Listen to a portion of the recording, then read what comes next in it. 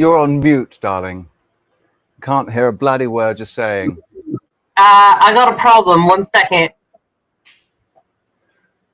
Good day. Good day, good day, good day, people. I know the camera's right here now, so I can talk to you right here. How's everybody doing? Good day to you, one and all.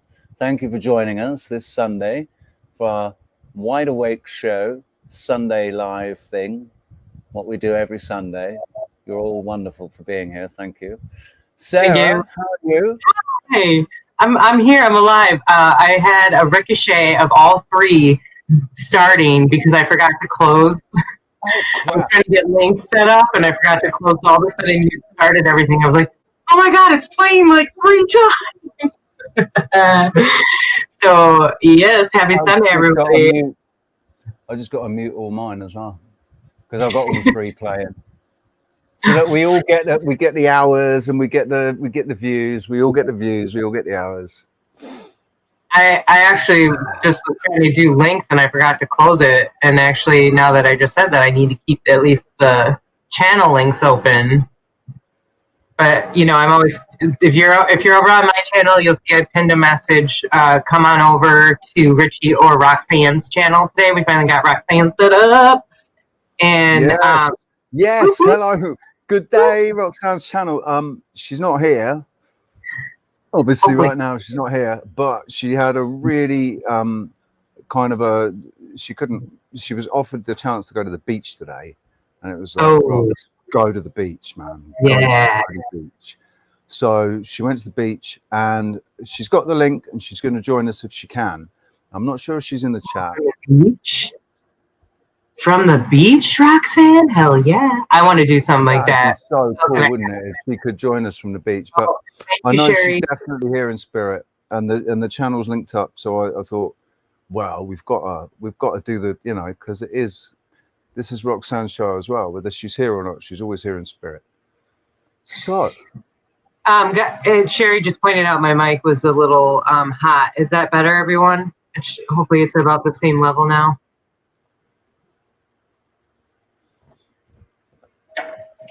We were just talking about mic levels actually, and I was saying, is mine all right? Because it's I don't, you know, I can't hear it. I've got no way of monitoring my voice. I'm still getting used to this mic too, so yeah, thank you. So, me too. 26 people watching. We got 26 people watching right now. Oh, MB333. I used to watch him. Do you know what? God, that's like 9-10 years ago, man. Right? 9 years ago. 8 or 9 years ago. Yeah. That's awesome.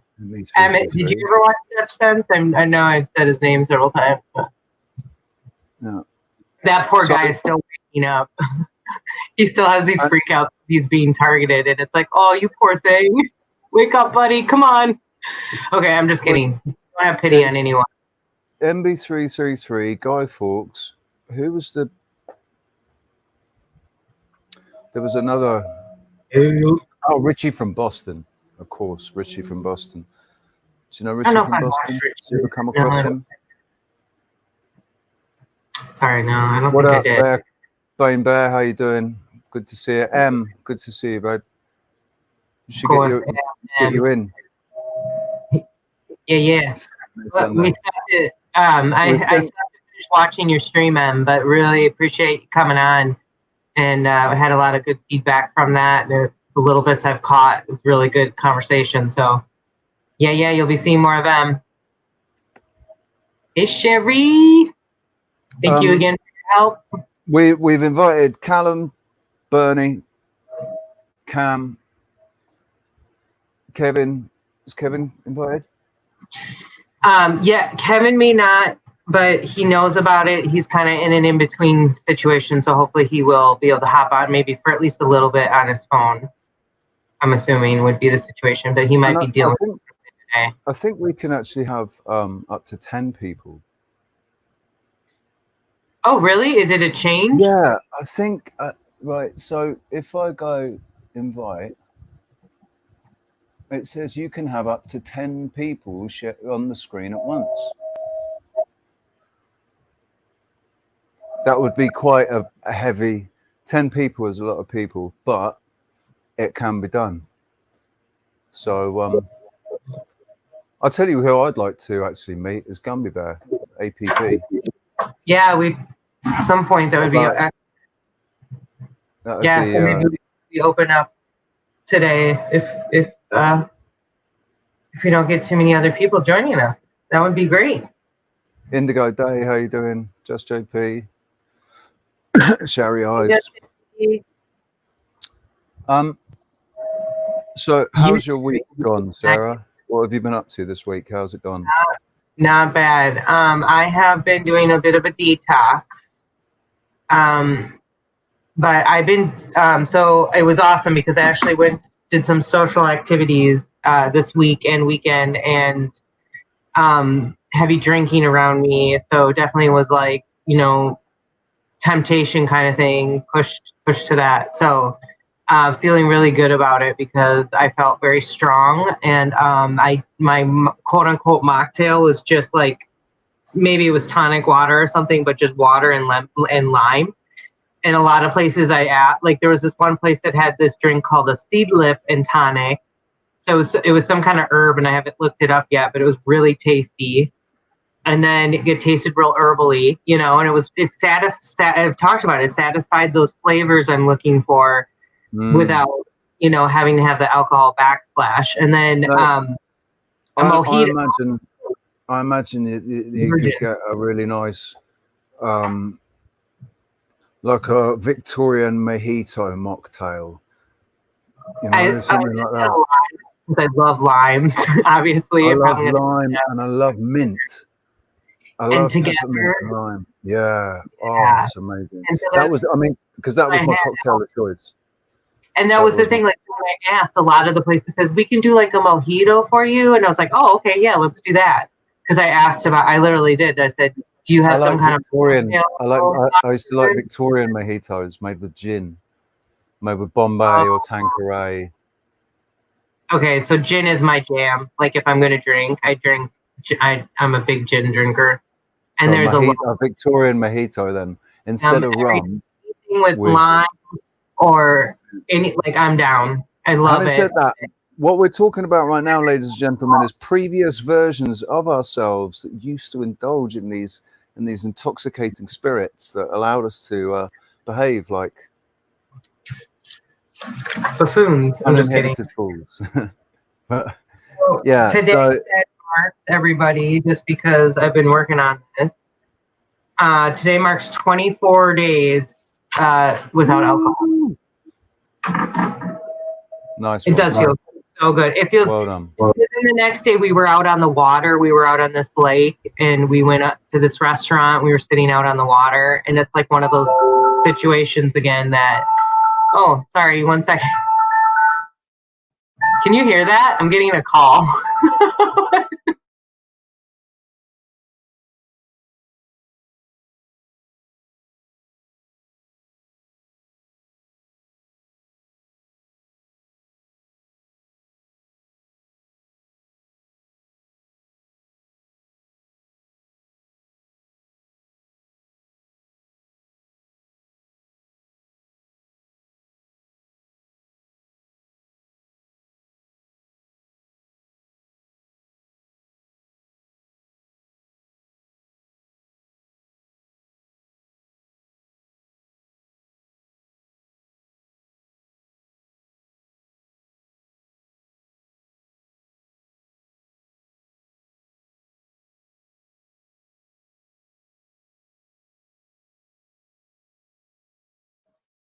Okay, what happened to Richie now? Was I the only one that... I'm sorry, guys. Don't know what happened there. That was weird. I was just chatting with Kevin. He's going to hop on here in a second, so hopefully Richie will pop right back in. You can't hear me at all right now? Am I just... And nothing's coming out? Nothing? Anybody? Okay. That's cool. Remember, I don't usually do these by myself, so I'm like, yeah, it's funny because you see other people doing their own lives, and they're like talking to themselves for a while. Nobody can hear them because the audio is not working, and you don't know that. Okay, there is the mic setting, right? I can check that. Okay, I'm sorry, guys. Don't know what happened again to Richie, but he'll be back soon. So, what was I saying? So, awesome, M, that you don't drink anymore. That's really good for you guys. And hey, India. Sorry, I didn't finish saying hi to everybody. How you doing, Reverend? Reverend? Hope you don't mind. I love doing that for some reason. Vividness. Good to see you. Thanks for being here, guys. It's a good Sunday. Arthur Effie, what's up? And Gumpy, yeah, we definitely want you on. And Local Experiment UK, Experimentalist UK. And we got Kevin live from a Starbucks. What's up? Thanks for coming on. Good to see you. How you How's doing? it going? Good. People in the world. That was a while interesting. Wow. Wasn't it? So did you get my message earlier, Sarah? I think so. Hold on, I got it. Turning up your volume just a little bit. There we go. Perfect. Yeah, I'm sorry. It's probably not great here, but I had a gift send go up for $200 to help me get parts for the car, and it got filled today. Oh, that's fantastic. Like one person just dropped me $200. So That's Awesome. that's But I'm absolutely perplexed. awesome, dude. That's amazing. That is fucking awesome. I really should have let you help me, Sarah, because when I set it up, I put down my last name is Calistoga, and now it says they can't transfer the funds to me to that name. So I've been going through the contact form and stuff, and I'm sure it'll work out. Okay. Small snag. Otherwise, you'll go back to the person, and it'll probably end up back in your. So you'll be good. It'll work out, man. Yeah. That's awesome. That's so awesome. Yay! Yeah. See, I told you that there was like that cool. The other day, you put that intent out, and then you ran into the mechanic situation. And you talk about something like that's almost unheard of nowadays. I used to talk about this back in the day when I grew up in Wisconsin. We had like our local mechanic, and he always gave us a deal or always helped us out, because he knew we were good for it. You know what I mean? Right. And he would, if we ran into a weird situation, he'd come in on a day when he didn't need to be there, kind of a thing. So he was always. You just don't see that. I haven't seen it as much. I did find somebody here in Oregon who was like that. He actually was in a chain. Talk about, he gave me so many free. He was so cool. I mean, I told everybody to go there because I was like, this guy is one of a kind. There is one kind of a vehicle that you can still drive, and you'll always find those kind of mechanics, and that's an older VW.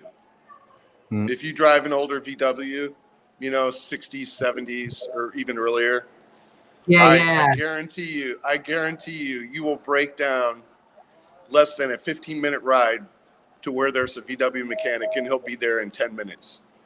That's cool. That's cool because it's like a big club. I don't know what it is, man. I've had so many miracles when I drove a VW. VW for me, VW is like I had a guy bring me a free part on Christmas morning. It was 30 minutes from his house, and he wasn't planning on going that way. Yeah. VW is a poor man's BMW, isn't it? VW is a poor man's BMW, man. It's a really good. They're one of the best builds, like German build cars. Even the new ones now, there's still a really quality build on them. Whereas BMW actually got a bit cheap and shoddy in the early 2000s. They went a bit plasticky, and whereas VW kind of tightened up and got a bit better. So it's more. I'd be happy with a VW, man. I'd be well happy with a VW, especially one of the new ones.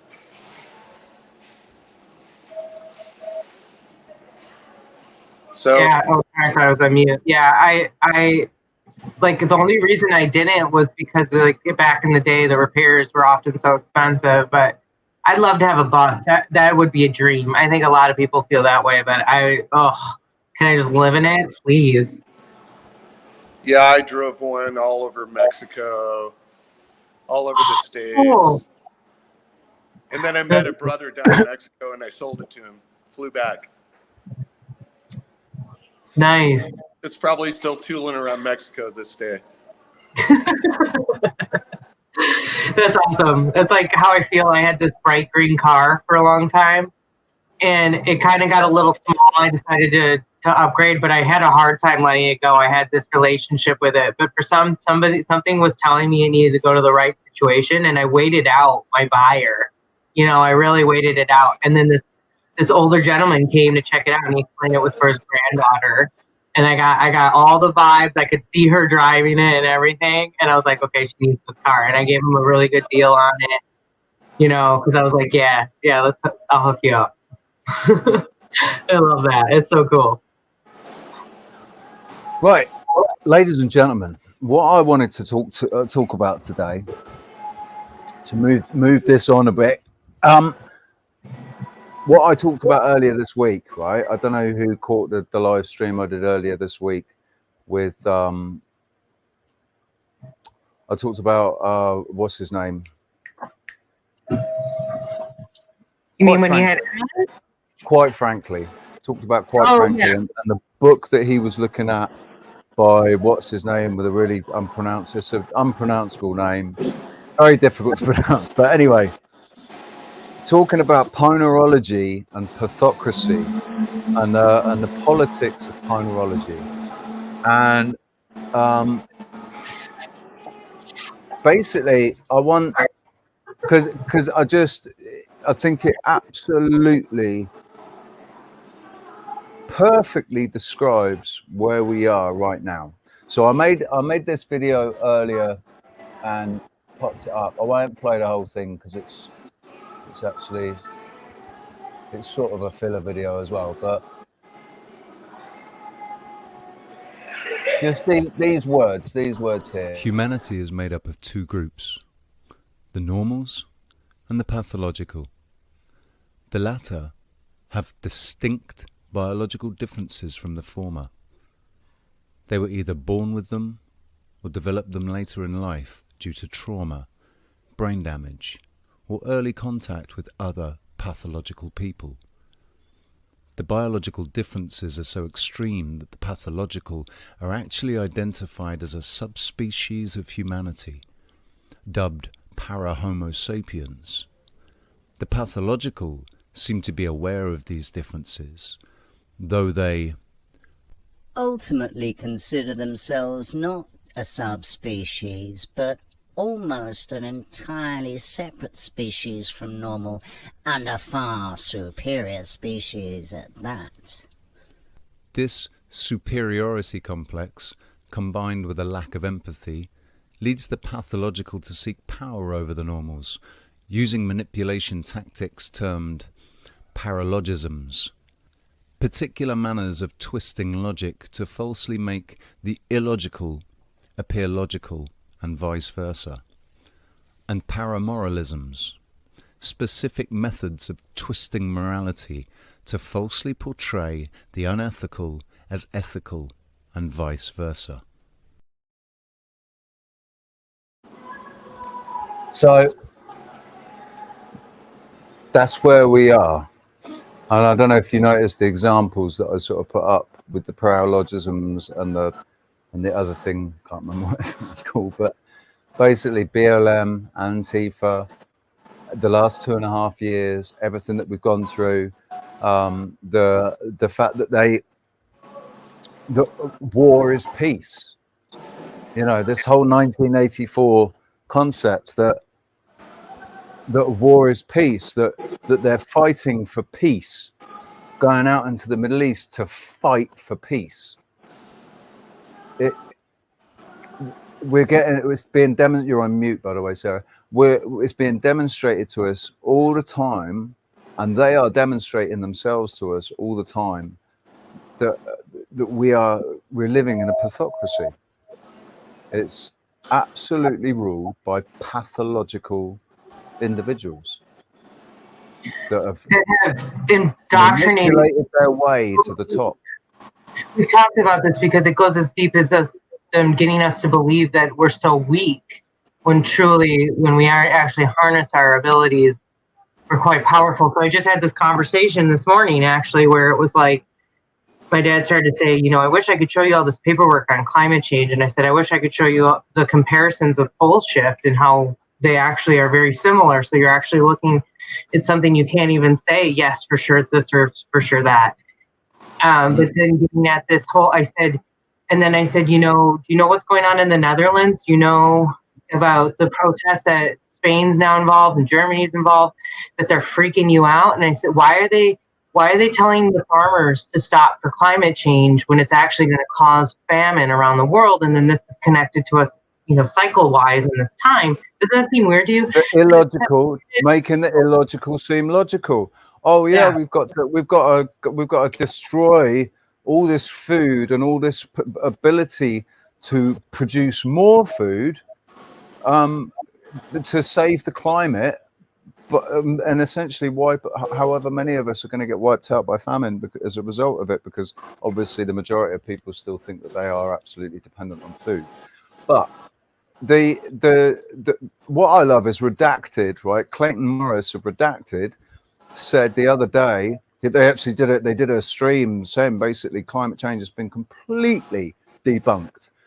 That he remembers back in the 80s, and I remember back in the 80s when they were going on about the Great Barrier Reef, and the Great Barrier Reef was the absolute demonstration of climate change and how we are destroying the Earth basically. And they'd taken a very specific set of data that showed the Great Barrier Reef at its lowest point ever. But what they hadn't done is over the last 30, 40 years is shown the average, the sort of mean average. And right now, if you look at it, the Great Barrier Reef is at its best, the best it has ever been, like 30% over what it was before. When it was at its highest before, it's 30% more or something now. So the Great Barrier Reef is in an amazing condition, best condition it's ever been in our entire existence on Earth. But they won't tell anybody about that because it completely disproves the entire argument that they put forward in the 1980s about climate change. It also disproves everything that they're saying about the shit coming out of Fukushima. All this dangerous radiation that's pumping out thousands upon thousands of tons of it every day, and they still haven't fixed it, and it's mutating everything in the ocean, and everything's going to die. And we're still eating sushi. I'm doing just fine. Sushi still tastes really good. I mean, I know it's probably got a ton of metals in it, but I detox. I'm staying away from shellfish. I'll be honest with you. I'll stay away from shellfish now. I've never really eaten shellfish, but yeah. But I still eat tuna. I'd still eat, you know. Do you know what? It sucks because I really like swordfish, but I won't eat that now. I won't eat. If I went out on a fishing boat and I caught a swordfish, I would absolutely eat it. But I wouldn't buy. You know, not going to get it in the restaurant. So, are there any thoughts about that in the chat room? Let's have a little look and see if anybody's got any thoughts about what I'm saying. We got Gumpy Bear coming in. Yes, good man. Good man. Looking forward to meeting you, sir. M, thank you for facilitating that. We were not paying attention, so M private messaged me, and it's perfect because it pops up in a little message right down there in the corner, and I saw it right away. I was like, oh, shit, on it. So that's perfect. Thank you. Do you know what? My earphones are on, so I don't know if anybody's private messaged me. That's why we're a team now. You know. Oh, my mic is still very hot. Very hot. Spicy. Put it in water, whatever you do. I'm a loud talker too. I'm like, ah. Oh yeah, I see him clicking it. Jesus. Here he is. I like that. So I'm going to bring him in, okay? I'm going to bring Andy in because that's my job still, remember? Okay? Are you ready, Andy? Hey, he's got a chin that's a bit like mine there. Right. Look, where's he gone? Oh, no. Andy, come back on camera. Andy. You're on mute, sir. You're on mute. Can't hear a word you're saying. Are you there? Can't see you either. Okay. Well, might be having an issue. Hopefully, just give it a second here. Right, Gumby. So you're obviously having an issue, a bit of an issue. When I see you, there we go. Oh, there we go. Are you there? Hello? Can't hear you, just FYI, let me double check settings. Shouldn't be an issue. Oh, we lost him. Okay, Maybe might I'll have come to back. switch mic out real quick. Yeah, something was wrong, couldn't hear. No worries, we got this. Hey, I'm gonna have to drop for a minute. My phone is cooking my fingers. Oh, okay. Yeah. Go and whack it in the freezer. Go and whack it Yeah, in the freezer. I'm gonna go whack it in the freezer for a minute. Do you know what? I used to have to do that in the summer when I was filming because my phone would overheat while I was live streaming outside, and I have to go and put it in the bloody freezer to cool it down. It's ridiculous, Yep. man. Cool. But All right, dude, we'll see you again. I'll try We'll to see be you again. back. I'll try to be back, and Okay. I'm gonna try to reach out to Gifts and Go, see if they reach back to me yet, and then Yeah, do that. Do that. How Keep much me life? posted. Okay. Keep me posted. Dude, they'll probably just ask you to send in proof of ID and stuff. And yeah. And plus, they're in church today. It's Sunday, so they're good people. Gibson and Go. They're Christian. I know. They're good people. I know. Just give him a hug. Yeah. It's okay. Hey, I love you guys. I love you guys. Thanks for all the good thoughts, and boom. Peace, brother. All right, Peace. see you in a while. Goonies forever, man. Goonies forever. So glad Kevin's finally in the house. And I see a message from Gumpy, so hopefully we'll see him in a little bit. All right, guys. So right. So what are your back to thoughts about that, Sarah? What are your thoughts about that? Specifically, what the last bit you were talking about? Remind About me. the fact, about like, what do you agree that we're living in a hypocrisy that like pretty much everybody in power has been corrupted by this pathological mindset? That's what I'm getting at, is that's been pushed, everywhere. So this is where I get at, like, people making excuses for continuing to use the same thing. And I'm not trying to be super harsh on all of us, okay? Because I've still bought from Amazon not that long ago, so I'm not perfect, okay? But what I'm getting at is that we constantly are making excuses. We're constantly saying, well, that guy had to sell his company because he needed to retire and he needed that money. So he had to sell it to this a-hole corporation because he didn't have any other choice. This was his life. He had to do that. No, he didn't. No, he did not have to sell out. No, he did not have to give, Burt's Bees did not have to sell out to Clorox. But what about these farmers in the Netherlands that are being economically wiped out? They're being financially wiped out. If they don't sell, they're not going to be able to feed their families. Well, here's the one weird thing about it, okay? And I agree with you. And that's why I'm like, if you don't realize the hypocrisy in that, and then the weird crap going on with the food plant explosions that have been going on. People are also forgetting about what happened 2 years ago when they were burning crops and they were paying farmers to burn their crops rather than harvest them.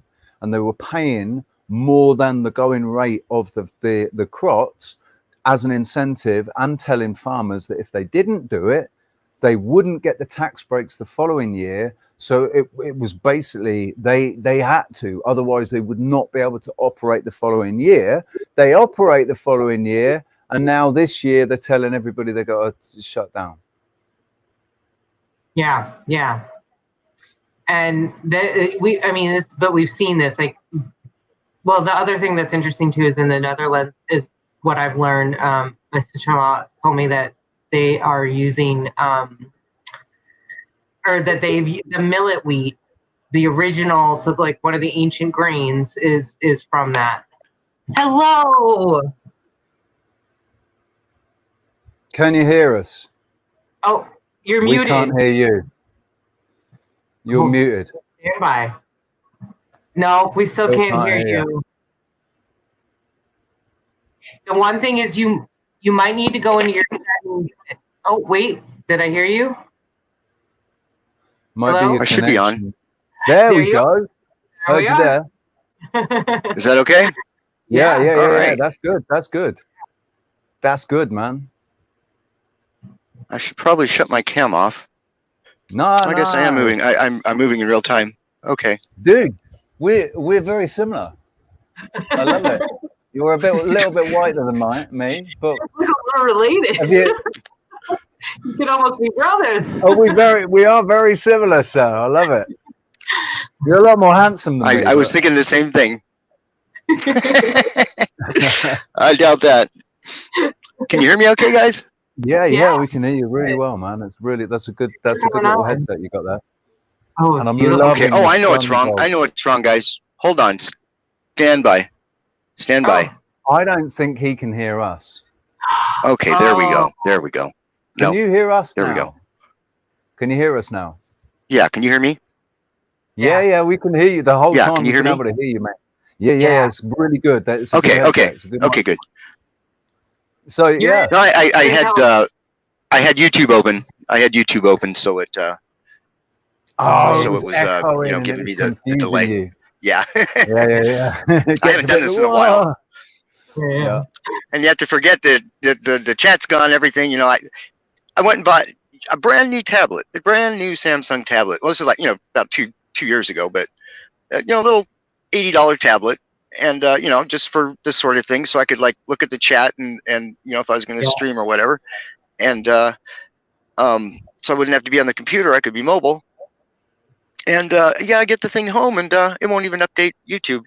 This app isn't compatible with your device, kind of thing. It's like, really. So I don't know any way around that. See, that's that's a Samsung, thing, isn't it? Yeah, I'm a little sure- Q7 or something. It's called. Yeah. And you'd think it would work just fine. It wouldn't have a problem just getting YouTube or something. But yeah, nope, won't even load it, won't even update it. It's an app that's installed on the thing. But yeah. Anyhow, hi guys. We're just the hell with all the hell with YouTube and the hell with Samsung. How the hell Oh, are the you hell guys? with all of them. double The hell check with all of them, man. like a Play Store, and there's like a new YouTube that you can download, or just go to the website if you can access, the internet. You can just a browser, just go through a browser and use YouTube that way. It was my thought, but Just do it like download app from an untrusted source, as it were. Oh No, yeah. So just go and get it. You could do that. Yeah. I wouldn't recommend downloading from an untrusted source.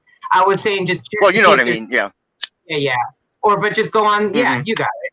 You're good. So Okay. remind me. So how's your back feeling today? It's the same thing it's been for years. Oh wait, here's my babies. Here's my little baby. Oh yes. That's Sweepy. He's a cat, man. That's Sweepy. That's my That's Sweepy. brilliant, man. I We found love him cats, on the don't side we? of the road. Found this We little love kitty cats. on the side of the road.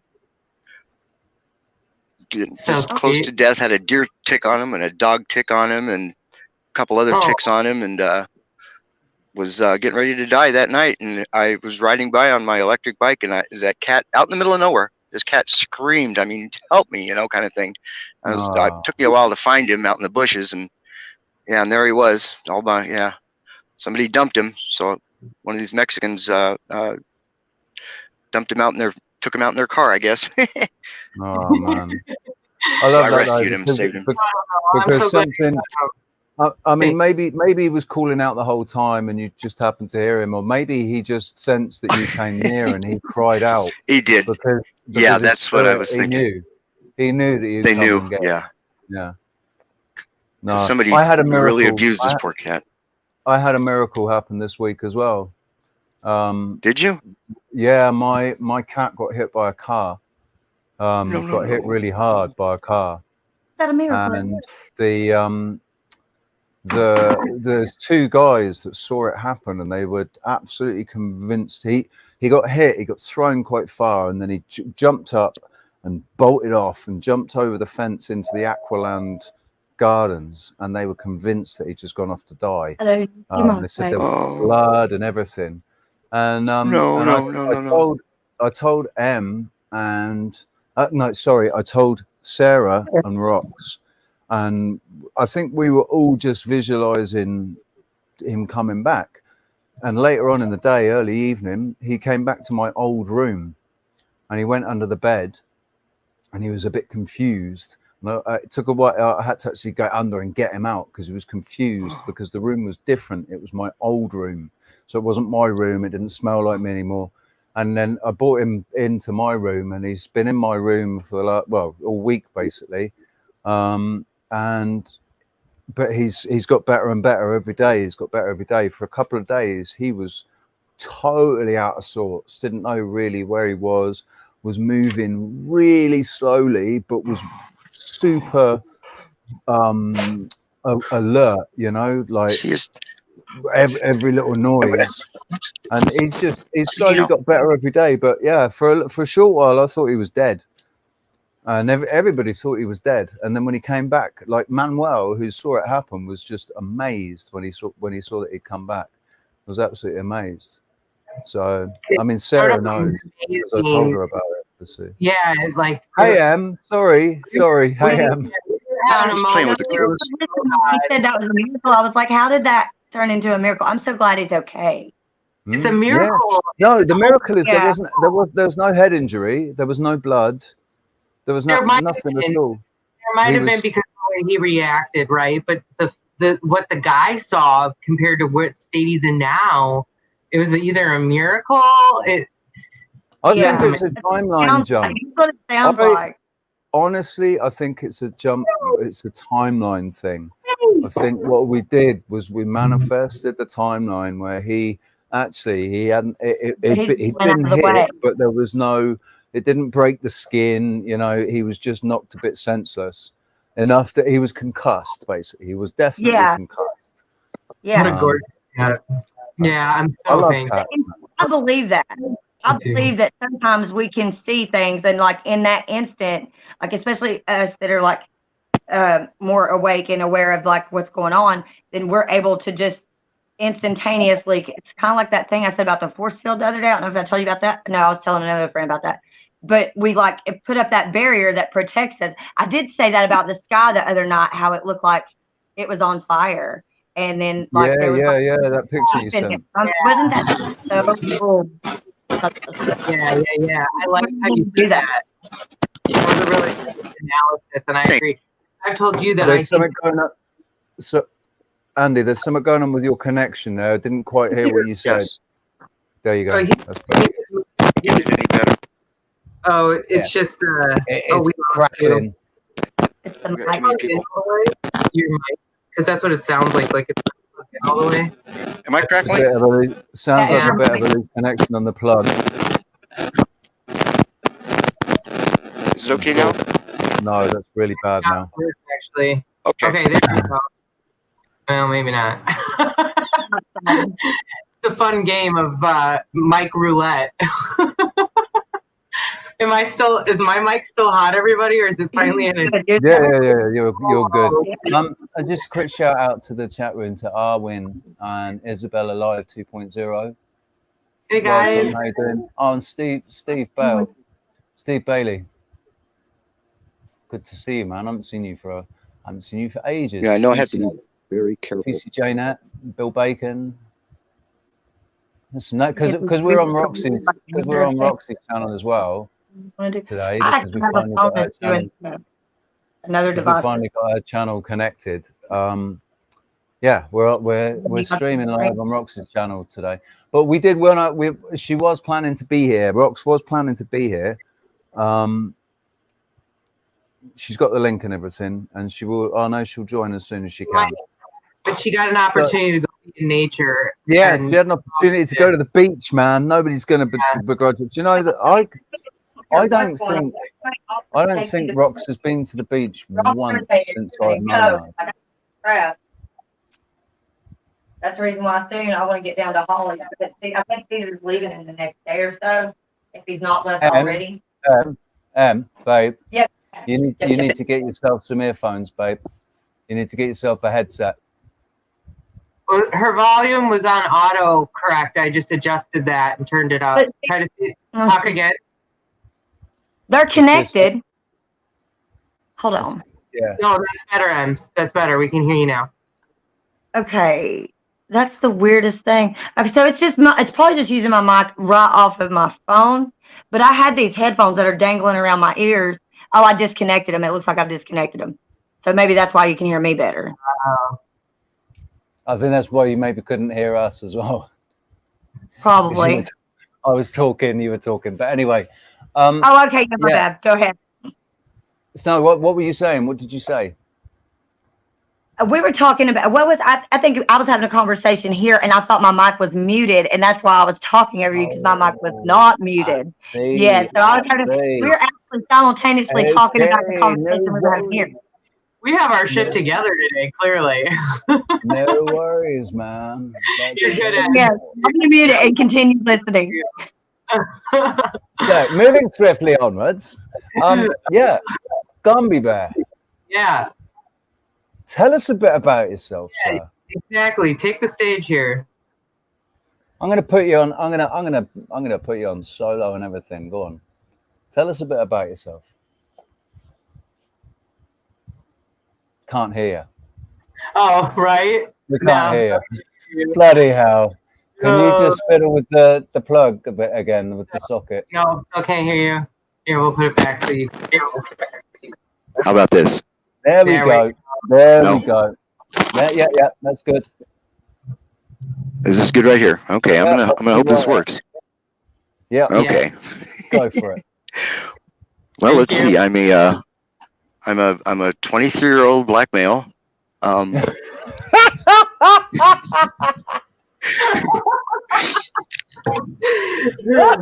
Yes. Change at some point. So yep, that makes sense. Keep going. Yeah. Carry on. Sorry. I'm sorry. No, I wasn't laughing at you then, sir. Something funny just happened here with the dog. He just tripped over. Oh, He tripped over a bra. The dog just tripped over a bra. I swear it was booby trapped. Nice. Nice. They are booby traps. Stop it. Stop. You're ripping me. Oh, my goodness. No. No, yeah, please. So, by the way, in all seriousness, though, I know you had explained that you've been working on, that you are a medicine practitioner, and I'd like to hear a little bit more about that, too. But please just tell us, like, your history a little bit, too, like where you're from and how you got to where you are, that kind of a thing. Well, like I said, I was born a poor black child. No, I grew up in Camarillo, outside of I'm about halfway between LA and Santa Barbara. Okay. About 35 miles to each. So about 35 miles to LA, 35 miles to Santa Barbara. Ventura area. Yeah.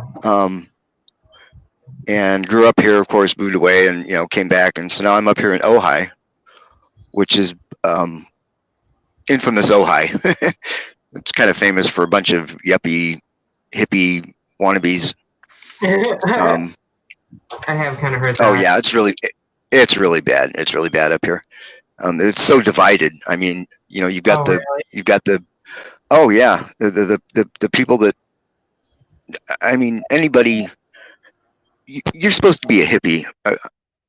I'm sorry, guys. I'm to the point right now where I'm kind of done talking, as it were, because we've reached this impasse right now where we can sit and we can talk about whether the Earth's flat or round, or I don't think it's either. I think, honestly, and Richie brought up a very, salient point.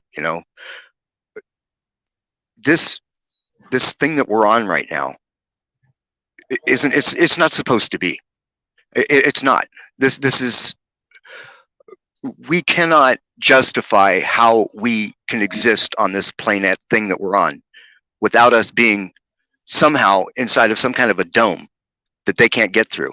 And that's why I think this reference is that they, this where Hillary, I guess she's mentioned a couple times, we're going to break through the stained glass window. I just know, who speaks like that? Nobody speaks like that. Yeah. That's cool. Yeah, and it's.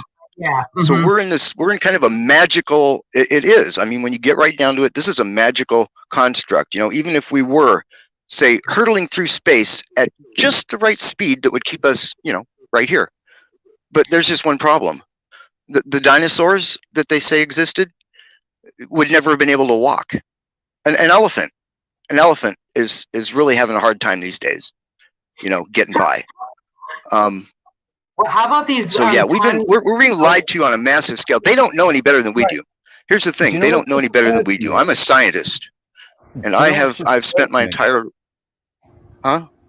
Oh, sorry, I apologise, Andy. But what's just occurred to me while you were saying that, because I was of exactly the same opinion, but suddenly I just remembered what Jason Brashear's Archaics, what he said about the vapor canopy, and in the times of the vapor canopy, everything would have grown to extraordinary size, and that's when the Titans sizes, yeah. So the Titans were during the vapor canopy, the Giants were after the vapor canopy, but they were the offspring of the Titans. But presumably the same would have happened with the lizards and the reptiles and the amphibious animals and all of that. The ones that they can't really explain, can they? There's something about reptiles and amphibians that they can't explain in the connection to our story. But yeah, the only this has a lot to do with what my massive issue with that is the fact that there's not been one single whole skeleton found anyway of these. No, they could find, but these people are of such import and in such intelligence that they can take a tooth. They can take a random tooth and literally reconstruct an entire. Yeah, they're that good. They're that good. I mean, the funny thing about intelligence is that if you designated basically that for all time that intelligence was all about how many clipper lighters you owned, then you could say that somebody that owned a lot of clipper lighters was intelligent. But would that mean that he was intelligent? Of course not. So yeah. This is how I feel about intelligence. I think intelligence is so much more than your ability to work out logic patterns and stuff. No, it's more than just reason. And reason. It's on every level. I say it's on all four aspects of being a human, which is physical, mental, intellectual. And spiritual. Physical, intellectual, spiritual, and emotional. Yeah. So the experiential being the physical, intellectual being the mental, emotional, obviously, and the spiritual. Obviously, they both speak for themselves, but they really don't. And we've lost. They've only focused on. If we could put those down every day, Richie, just like the affirmation that you did the other day, and the little vid that you did, and I was like, that's something that's an affirmation that everybody should put in everybody's video, and everything that you say. Remember, that. And Richie, I'm like you. I'm I want these guys. I want these guys bad. I've gotten 56 years only to come to my 50th birthday and find out that, my whole life's been a sham for absolutely nothing. And I don't mean that I just woke up one day. I've always been awake, but no, something was taken from me at birth. And and so I have my own little vendetta right now going with the powers that be. I think sad. I completely resonate with what you're saying, and I can appreciate it. It's anger. I have to get past that. We can't get angry anymore. But it's not wasted. Yeah. The most important thing is it's not wasted, Andy. It's absolutely not wasted. You everything that you've learned, every single thing that's happened up until this point, and I don't know how long it's going to go on for, but it's pretty much been this has all been already done. The reason why things are resonating. Yeah, we've done this before. Done this all before, and that's why we all kind of know that this time it's going to be different. It's not going to be. It's going to have to be different. You might have had to go through to get to a certain point too, to wake up to help other people, because I feel like a lot of us are here for that exact reason. we're here to actually help wake the masses. Because like Kevin talks about, we're going to get to a point where people are really going to be freaking out. Like, what the hell's going on? And we're going to have to be like, okay, guys, we were talking about this, Right. remember? We've been talking about this for a long time, and nobody listened. Nobody listened to us. We were conspiracy theorists, right? And now it's too late. And now it's too late. Andy, stop. Not, Right? it's too We late. don't. We didn't think. Listen, this is important. Right? We didn't think that we were being listened to. We didn't. We thought that we were being dismissed. We thought, and that because that was kind of what was happening. We were being dismissed. I've got personal experience of it, and I've also witnessed it in somebody else's life. Right?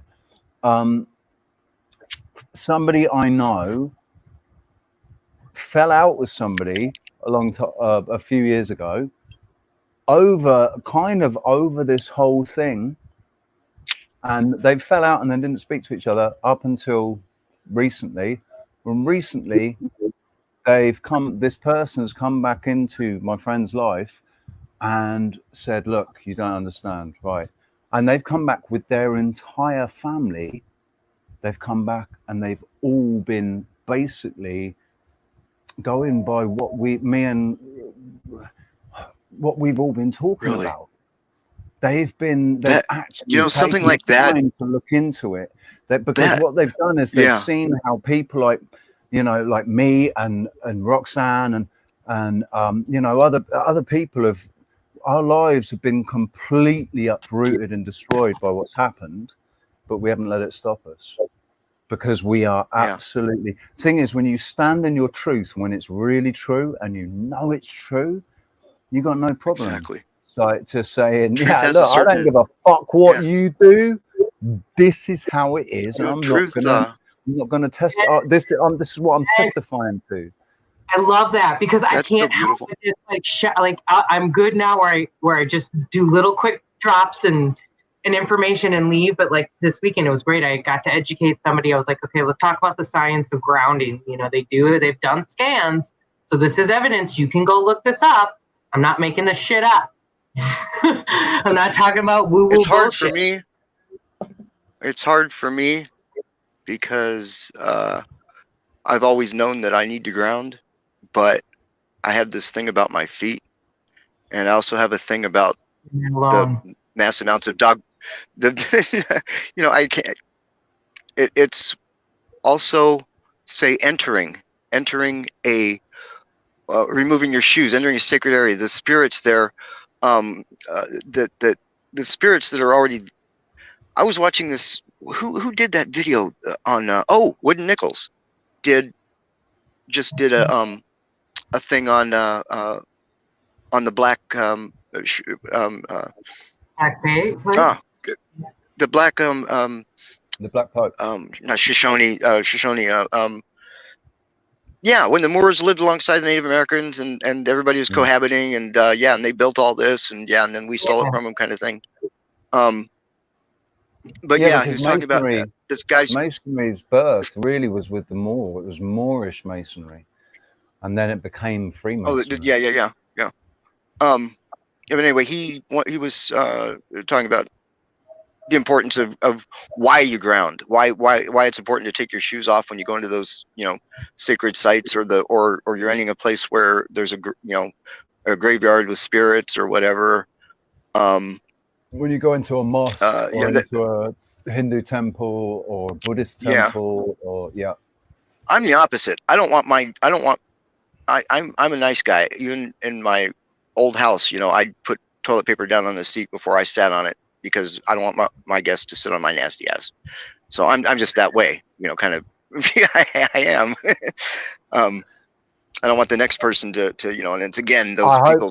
Some people don't have the cleanest habits. That's not because you're subscribing to germ theory. No, I don't. I used to be. I used to be really bad. I used to be a germ freak. I was actually watching. I knew that it wasn't. It's not because of any actual real thing. It was looking back, it was a class thing or a caste thing, and in a sense, I was looking down on somebody for their practices as opposed to going along with it and You know what I mean? Yeah. Everybody comes to God in their own way. Everybody comes to religion their own way if they have to go that route. I'm an adherent to the Bible, but it has nothing to do We with get any too hung up on people that labels. walked around. We get too hung up Yeah, on labels because God, everybody uses the word God. We all mean the same thing. But just for reference. Yeah. Guys, just so you know, God, I'm just for future reference, God for me has nothing really to do with any of this. God for me is just the embodiment of the universe and how it works, and just the perfection of the universe and how it works. That's God for me, and God is in. If you want to put him into everything, you can do that too. But yeah, I don't think he's or she, I should say, isn't having really anything to do with this right now. Sorry. Yeah, no, it's all good. I see somebody's cheering. I agree in a way, because I think that it was all set in motion, knowing where it would, knowing what the result would be. And exactly. They know what the truth is. Basically, when a scientist, when they do when they're looking for an exothermic reaction or whatever, they have to sit and wait, don't they, for it to happen, for whatever process they're waiting for.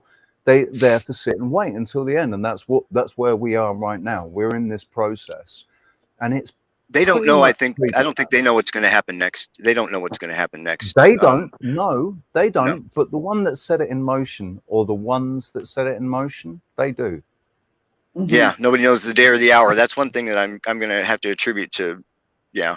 Nobody knows the day or the hour. Thank God. I always keep that in mind too, because every time they put a label on it and say, "Oh, we know this is the day," I'm like, "No, we don't," and I guarantee it's not going to happen that day because they said it. Right. Now this is one of the reasons why I struggled a little bit in the beginning with Jason Brashears, because Jason Brashears he stops just short of saying the hour. He gives the day. He gives the day and the year. But the thing is, right, we have to remember that doctrine of no one will know the day or the hour comes from the very people that have rewritten the paradigm. So no one will know the day or the hour because we fucked up the fucking calendars. And I think that it's very possible. What we've got here with Jason Brashears is a guy that has actually sat down and meticulously put it together, so he'll be able to say, right, yeah, well, the 15th of May 2040, hold on to your bloody hats. But the thing is, if you're an errant, if you're one of us that isn't accepting the narrative being given to us, and we're doing our bloody damnedest to actually live the truth and what the truth should be, we don't have anything to worry about, because the Phoenix is coming to target the ones, the pathocracy. The Phoenix is coming to destroy the pathocracy. I really do believe it. I feel it. Yeah, there's no way this can end. The problem with a narcissist and the narcissistic behavior that's attributed to these people, the bottom line, and everybody has to realize this in understanding a narcissist in a nutshell. They don't know that they're a narcissist. They don't know that they're wrong. And this is somebody who will go to their grave for the most mundane and stupidest thing that you can possibly imagine. They will defend that to the grave because they are a narcissist. There's no reasoning with them. There is no debating with them. There is nothing that you can do except feel sorry for them and keep them as far away from you as you can. All you can do is I feel sorry for them. You know, what can you do? They don't know they're a narcissist. They don't know that they're a piece of shit. Oh, well. And you'll never get them to understand that they are.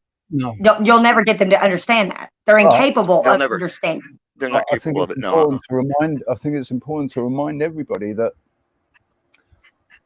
might just be their path on this run.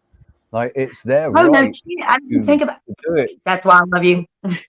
It is. They're new souls. They're all new souls. All these people are all new souls. They're going to get a new meat suit. Look at Nancy Pelosi. She wants a new meat suit so badly. Those people want a new meat suit so badly that they're willing to sit in that shithole and run their mouths and lie to us day in and day out. Do you really think she gives a damn about anybody or this country? No. They're going to get a new meat suit. The reason They her were meat promised a new suit meat is suit. looking as bad as it is because of the way she is. And yet you look at Donald Trump ain't doing too bad. I don't think he looks like he's in his early 60s, not his mid 70s. He doesn't look like he's Yeah. 76 years old. That's How old And are the you? Queen, You're 50, Andy, the you're Queen Mother. 50, you're 56, 6. yeah? Am I right? Yeah. 56. Yeah. You don't look like you're 56 years old. My skin, I don't look like a 45-year-old man. My skin. M doesn't look, I don't even know how old M is. I'd say M is about 32, 33. I'll be 36 in December. 36. I'll be 36. Mm-hmm. And then Nice. And I'm a grandmother already. I'm a grandmother, by the way. I love telling people that. I'm like, I'm a grandma, by the way, y'all. Right, listen, M, that's the only reason Nice. I couldn't honestly say, like, I couldn't say that you look 28, 29. I wanted to say you look Yeah. 28, 29, because, you know, that's what you sort of say to a woman, really, isn't it? But I still know get that you're carded, a Yeah. grandma. y'all, for I know tobacco that and you're a everything. I still grandma, get carded. so, I eh? still get carded See, for that's another tobacco. thing. You I notice still get this? carded for alcohol. You notice Now, we all I know have y'all know have I'm manners. 21. We You all do. have manners. We all have manners. None of these people have manners. None of these people can actually give a compliment out of hand. They can't. I've noticed that, and I want so hard now to be able to label these. I'm sorry, but I want these people out of my life. I want them out of my life. I don't want to have them to have. Yeah. There I are cannot some believe younger that. generations that are good. Like my kids are actually I gotta get way another more bowl. empathetic and in tune than you would expect, especially my daughter for someone her age. She's not even 21 yet. And she called me last week with this conversation that her and I had because she felt so bad about like being firm about this. There was a situation where she was selling some diapers that she didn't need anymore. And these people like drove a pretty good amount to do it or whatever, but it was a $3 change ordeal. And Holly was like really firm about needing the money because she needed gas and all that stuff. And she had even told them that they didn't have to come down there because she was going to stand firm on her price. So she instantly called me and was like, Mom, I feel like such a jackass. And I was like, no. And then I started crying because I just thought the fact that she was able to instantly stop and reflect on that situation and like feel that way and to connect with people like that. And she was like, why are you crying? And I was like, you don't understand like how rare it is nowadays to see someone your age to be able to do that. And she was like, To be able to, well, why wouldn't I? It was just, she was like, it just stop and was second reflect. nature to her. And I was like, oh, that's so good as a mom. I'm so proud when they do that. And they call me up and I had those moments. I'm like, yes. Or like last week, this is how you know that like I am a little warped. So my son, I go and visit him and he's standing there in a Slipknot t-shirt, right? But all week he's been going to revival at the local church here that he goes every Sunday. He never misses a service, his dad said. So he comes up to me and goes, I got saved, Mom. And I was like, oh, that's so awesome. But he's standing there in his Slipknot t-shirts. And I'm like, that's definitely my kid. That is so my kid, because he's still like going through the process, and you can see like he feels the need to do certain things, but at the same time he feels the need to continue the rebellion and the struggle within him already. And I'm like, wow, my kids are so deep already, like, and they don't even know how deep they are. But I'm just so amazed by that. They're so cool. I think they're so cool. And my son, he's like 6 foot. I'm so jealous. He's like 6 foot tall almost. He's way taller than me. And how old is he? Teenager. He's like still a teenager, right? That's amazing. So he's gonna he's 15. He's 15. He could still drive. Guys grow at like 19, or not a lot, but it happens. Yeah. So, like, we're all quite worried naturally about the children and with what's going on in schools and stuff, with how children are being indoctrinated. And it does seem like wokeism has infected the youth a little bit. But I do think that there are star seeds out there. There are children out there, like Nathan's Pen, like your children, and countless other children that are out there that are just switched on already. They can already see what's going on, and they're even intelligent enough to maybe not talk about it, to just sit back and just watch it. And when things change and actually sort out or start sorting out, they'll see that they'll start sorting out, and they'll probably start getting more involved. But I think that I think we've got sleeper cells of awakened individuals that are just sort of sat there quietly waiting for people to start making the right noises and start doing the right things to actually show that we are all growing. No, my friend Claudia, I haven't like I've got some recordings of me and her having really cool conversations that I'm going to edit and put in video. But her son, he's like 10. He's a genius.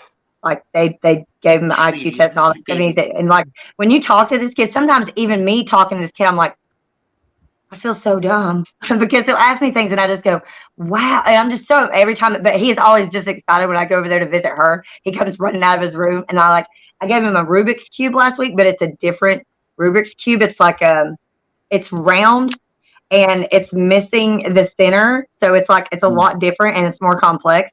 So I got another one. I like it. I'll show it to you guys in a second, but it's really cool because I just want to see he's also like secret talks with a game developer behind the scenes. Yeah, that's how, yeah. And I was like, you know what? Next time somebody tries to like make me feel bad about myself, how many of you guys know two geniuses? Like, I just like to brag about that sometimes. Like, just saying. Go on, Andy. You're on mute. Unless you were just saying 1 second. Yeah. Yeah, just me. It's just me. Everybody else is an idiot. No, I'm just kidding. Oh my goodness! No, I'm the only idiot around here. No, I had an auntie and my parents as well. Always used to buy me a puzzle every Christmas. I want to use it for my nephew. Yeah. Like one of these, like a funny Rubik's Cube, or those ones where, where you've got a hoop that goes through something that seems absolutely impossible, or the wooden peg, or these impossible puzzles, man. Like the Japanese and the Chinese ones, really bloody impossible, but really good fun. Keep your mind occupied for hours, if you like that sort of thing. There we go. Look. There we go. Yeah, that's pretty wacky. Yeah. Nice. I was like, nice. I could never do those. I was never good at that. No, me neither. Me neither. Oh, I don't think I've ever actually completed a Rubik's Cube ever. I've always given up. I've always gone, oh fuck. You know what I did? I learned I had people show me the cheat, and I know here's my thing. It's not about cheating, it's about efficiency. I'm like, I need to get this done quicker. This should be easier to do. Why do I have to do it this other way? Let me just somebody else has already worked it out, so just show me the route and I'll do it like that. Like you say, it's efficiency, absolutely efficiency. So if somebody's already it's 3 left, 4 right, 2 down, and that's what it is, isn't it? It's like you've got to turn it twice, twist it, turn it twice, twist it, turn it twice, twist it 3 times, all of that stuff. There is a pattern to it. I can just pop this out, put that over here, pop this one out, put it over here. That's the stickers. No. I think I sat there once trying to take the stickers off. Take the stickers off and stick them on. Stickers off. Fuck it. Fuck this shit, man. It's taking too long. Take the stickers off. That's great. What is it with cats, right? What is it with cats that they just if there's an area anywhere where they can get onto it, it doesn't matter where it is. Like just if it's a flat surface and they can stand on it, they'll stand on it. Doesn't matter what's there. If it's your keyboard or if there's a cup in the way, there's a cup in that fucking way, or they'll lay down and spray themselves, stretch out and just knock things off here, there, and everywhere. What is it with cats? There's that joke, isn't it? If the Earth was flat, then cats would have knocked everything off the edge by now. Already, so funny. Hey, Awaken the Lions, dude. How you doing, man? Good to see you, buddy. I'm gonna mute, guys. I'm gonna mute. I'll let you guys. I'll come back in a little bit. No worries, bro. Thanks for being in here, and you still want to talk about your history more here too. Don't get me started. Do not get me started on camps. I like how you'd write that in a sign. That's awesome. about cats. Oh my god! And I wasn't always like that about cats. But I always grew up with dogs as a kid, but they were like small dogs and of different breeds. But then the only dog I had in my adult life, once I had my kids, until I moved out, was this pit bull that I had raised from a puppy. When she left her mom, she was with me, and then I had to leave her behind with my ex, and then he ended up having to get rid of her and all that stuff. So I was like, I'm never going to get another dog. And then when I did, I was like, it's not going to be a small dog and it's not going to be a white dog. And that's exactly what I have. But oh my gosh, I would not know what to do without Annie. Oh my goodness. She's my baby. I know. Because my kids don't live with me anymore. So Annie's like my little baby that I get up every morning and we have this little thing where I like rub her belly and she snuggles with me. And like, if I don't do that, then like her whole day will be ruined and she'll walk around huffing and puffing all day like, hello, you forgot me. And I'm like, oh my God, Annie, okay, hold on. Let me get you and rub your belly for a minute. She's a brat. It's so cute. I was gone yesterday, like all day, and I got home, and my dog is so cute. She gets extra snuggly, and she always needs to like put her head right here when she snuggles with me. I was like, where did you come from? I didn't have a dog like that until her that snuggles like that, and she's a little smaller, so she can get up on the bed with me and stuff. But oh my god, because Jitterbug is sleeps in the bed. Yeah, she sleeps in the bed. Annie sleeps in it. She has to have her own pillow, and she sleeps with her head on the pillow, and she sleeps just like a baby. I think somebody trained her to do that. The person before us. Yeah, because that's how she acts. Like it's almost like a thing that she's been trained to do. Is like be cute, just always be cute. Like oh my gosh, it's almost annoying. It's so cute. Marve, this one, right? Is just in response to that whole thing. I just want to play. What is Metascript? I'm not sure music to see what's going on with Trump. I know there's a lot of Trump haters out there, but I think you're just going to have to come to terms with the fact that the guy is an absolute master. He's a master 5D chess player. Absolute master. I love it. I love what he's done, and I can't wait to see what happens because it's beautiful. He's basically, if you give them enough rope, they will hang themselves every time. Every time. Bye, Joe.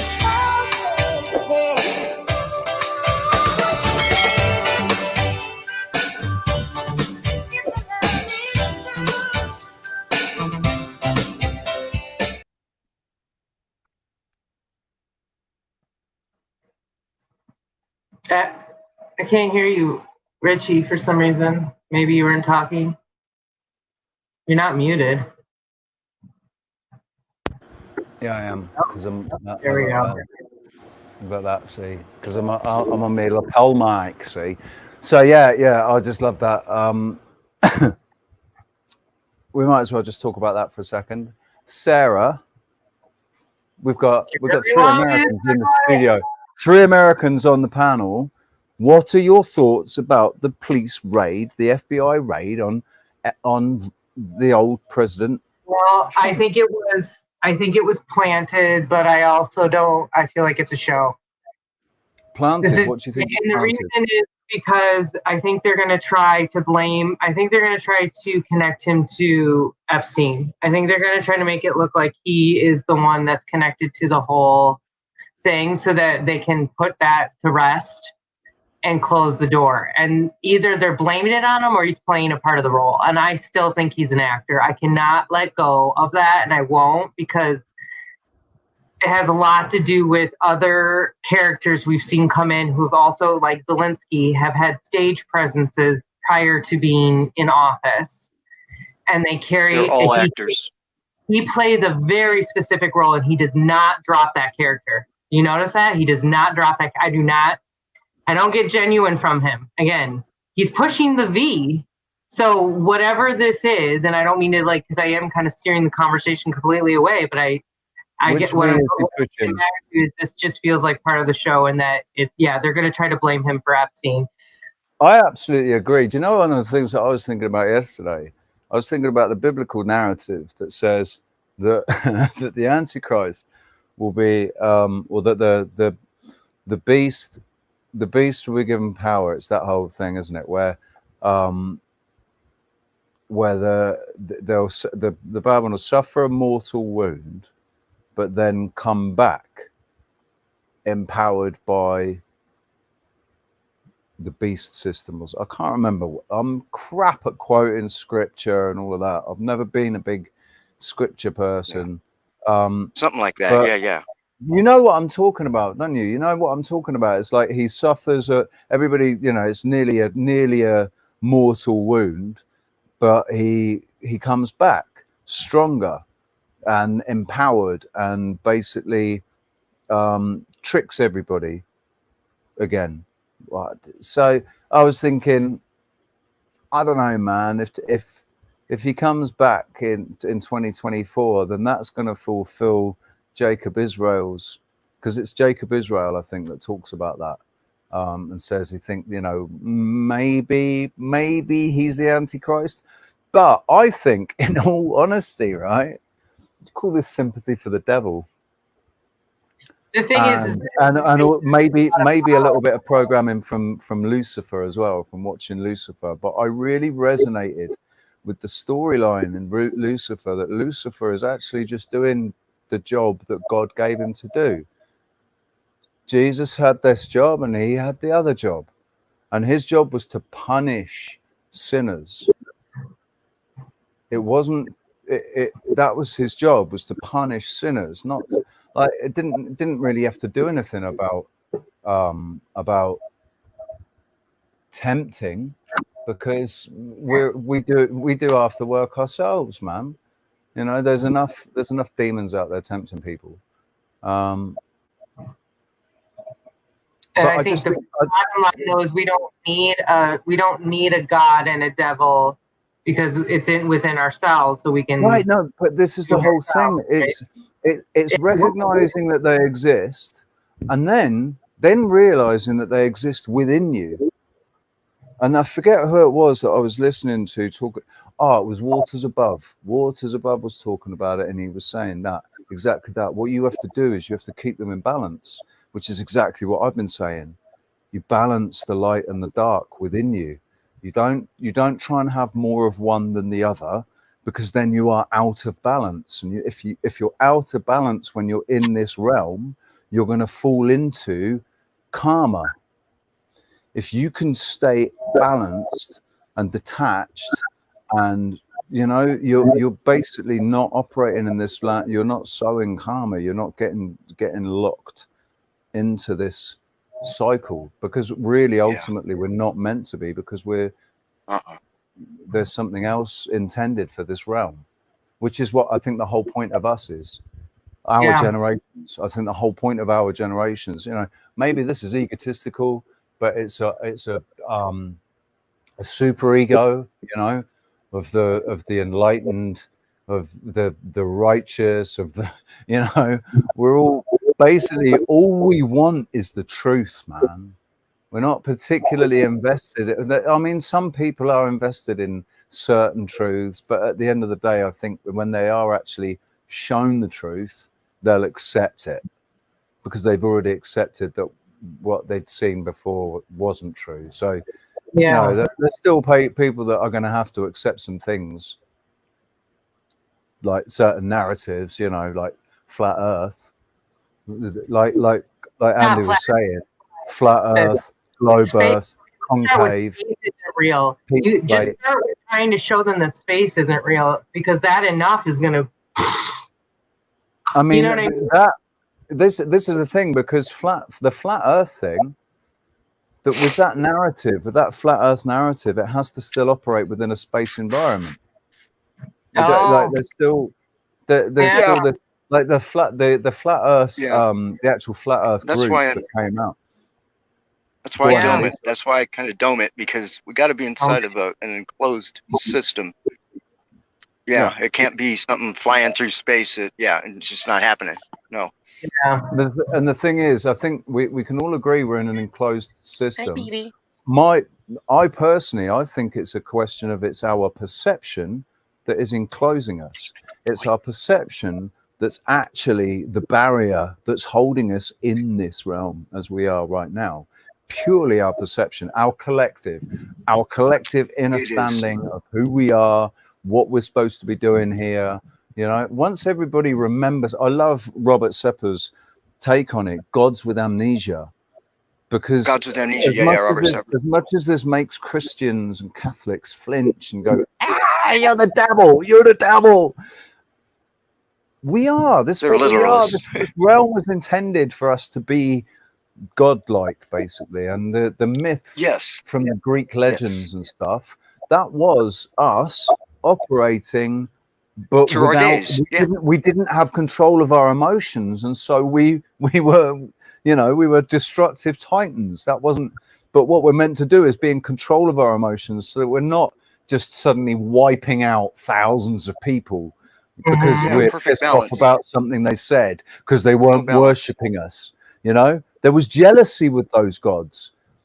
That was a different version of us, but without control of our emotions. So we had those powers taken from us, stripped from us, right on, Richie. so that we could learn to take control of our emotions, so that we can be those gods again. Basically, in my opinion. Yeah. No, that's great. No, straight up. And that's just another piece of the puzzle. Yeah. You're muted. Just another, Yeah. You're muted. I mean, I think the same thing. I think the same thing. That's the reason why I make little jokes all the time and say I'm the Antichrist, because I know that we each have that God and devil dualistic being within us. That is the whole purpose and existence of our being here, is to figure that out.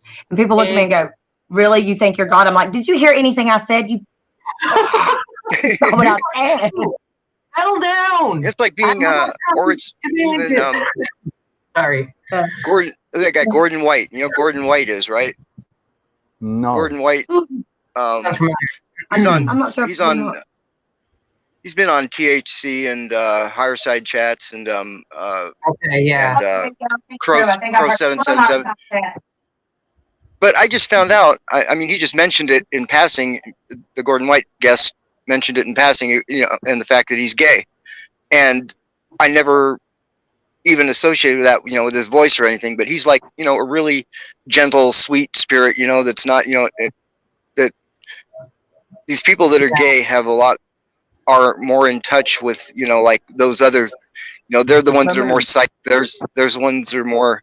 It has nothing to do with being gay, but you know what I mean. You know what I mean? No, they're feminine. I mean, the whole issue that men, so-called alpha male men, have with gay men is that they are so much more in touch with their feminine side.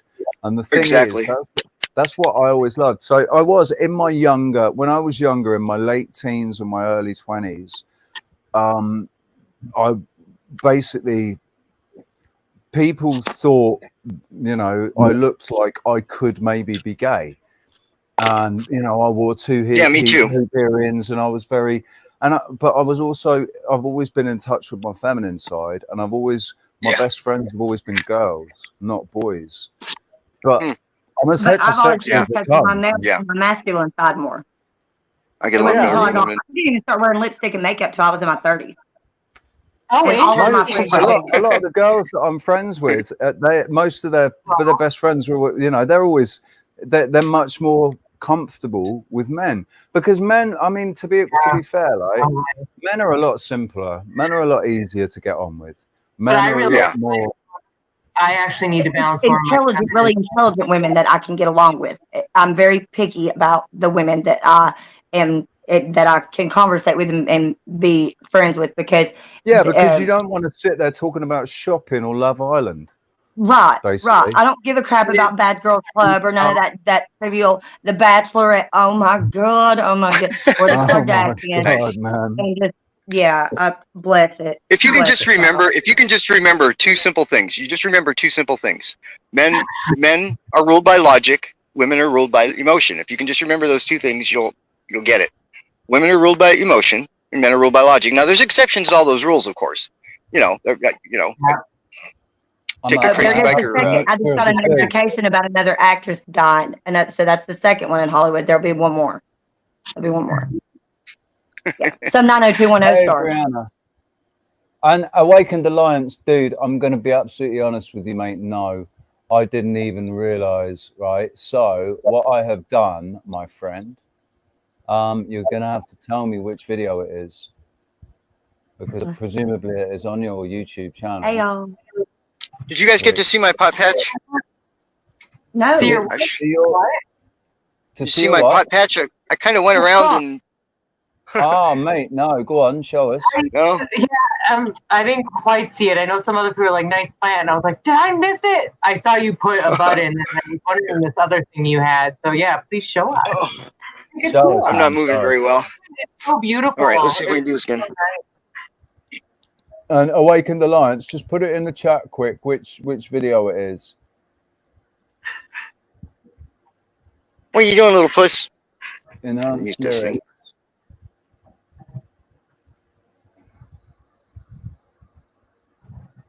That's a nice garden, man. Yeah. That's a nice garden. Is that Yeah, plant? I like the Hey, shot. man. Listen, look out for fucking Randy. There isn't a Integrity weed farm near you, is there? Have you No, seen no that? integrity. You've seen that South There's Park, no South Park integrity here. season This six? is all organic. No, that's your integrity, man. That's your integrity. Yeah. Because you have integrity, Nice. son. Oh my goodness. That's I great. love season 23 of South Park. So yeah, what I was saying, which video I'm trying is to it, propagate dude? a bunch of this stuff. Because our friend Awakened Alliance is a musician. Is it? Which one is it, bro? Because I haven't heard it. I'm really sorry. I don't get notifications for hardly any of the people that I'm subscribed to be fair.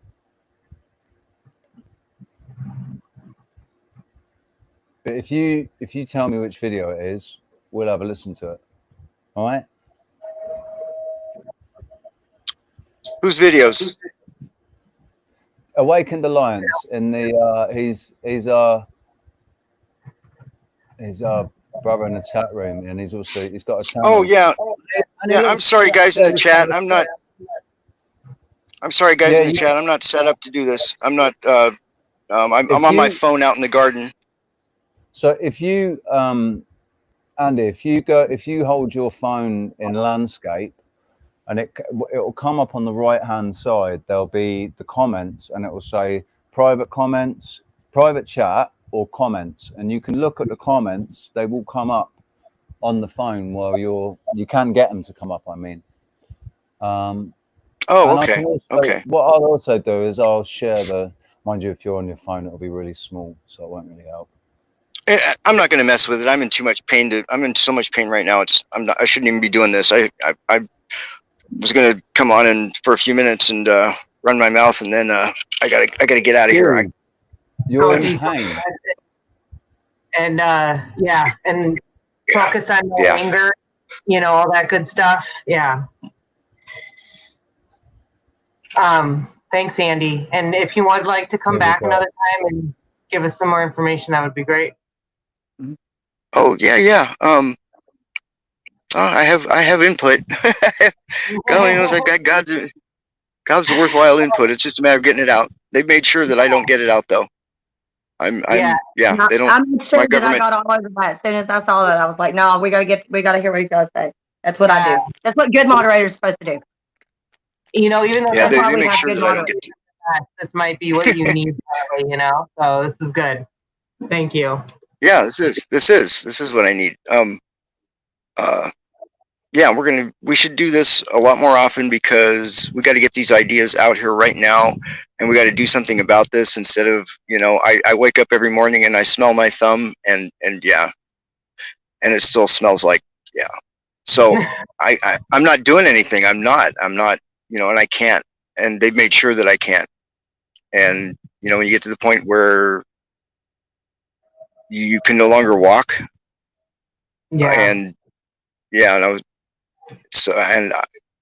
I have to either, but it works in my favor, because you know something, I'm old, I've had a full life, and I'm perfectly happy with who I am, where I've been, and what I've done. No matter how shitty and fucked up it was all to get to this point, right, Richie? Yeah. It was all to get this point right here where we are right now, and I wouldn't have it any other way. I wouldn't change Amen. anything. Good. Amen, Anything, brother. nothing, not a fucking Can I thing, get an because amen? it's so beautiful. It's in its own way. It's Yep. so beautiful and horrifying at the same way, and it's so. This is so Yeah. gross, guys. This is so gross. I mean, it comes right down to it. What's going on right now is just the grossest thing you could ever imagine. I mean, it's sick. It's sick beyond. Right, but Andy, what I think what we all need to keep reminding ourselves and keep telling ourselves is Super cool. it is, but it is what's happening. Like the world is a stage, and everyone's an actor. And I don't want to be an actor. No, you're not. This is the thing. You're not taking part in the play anymore. You've said no. This is all crap. This is bullshit, and I'm not part of this.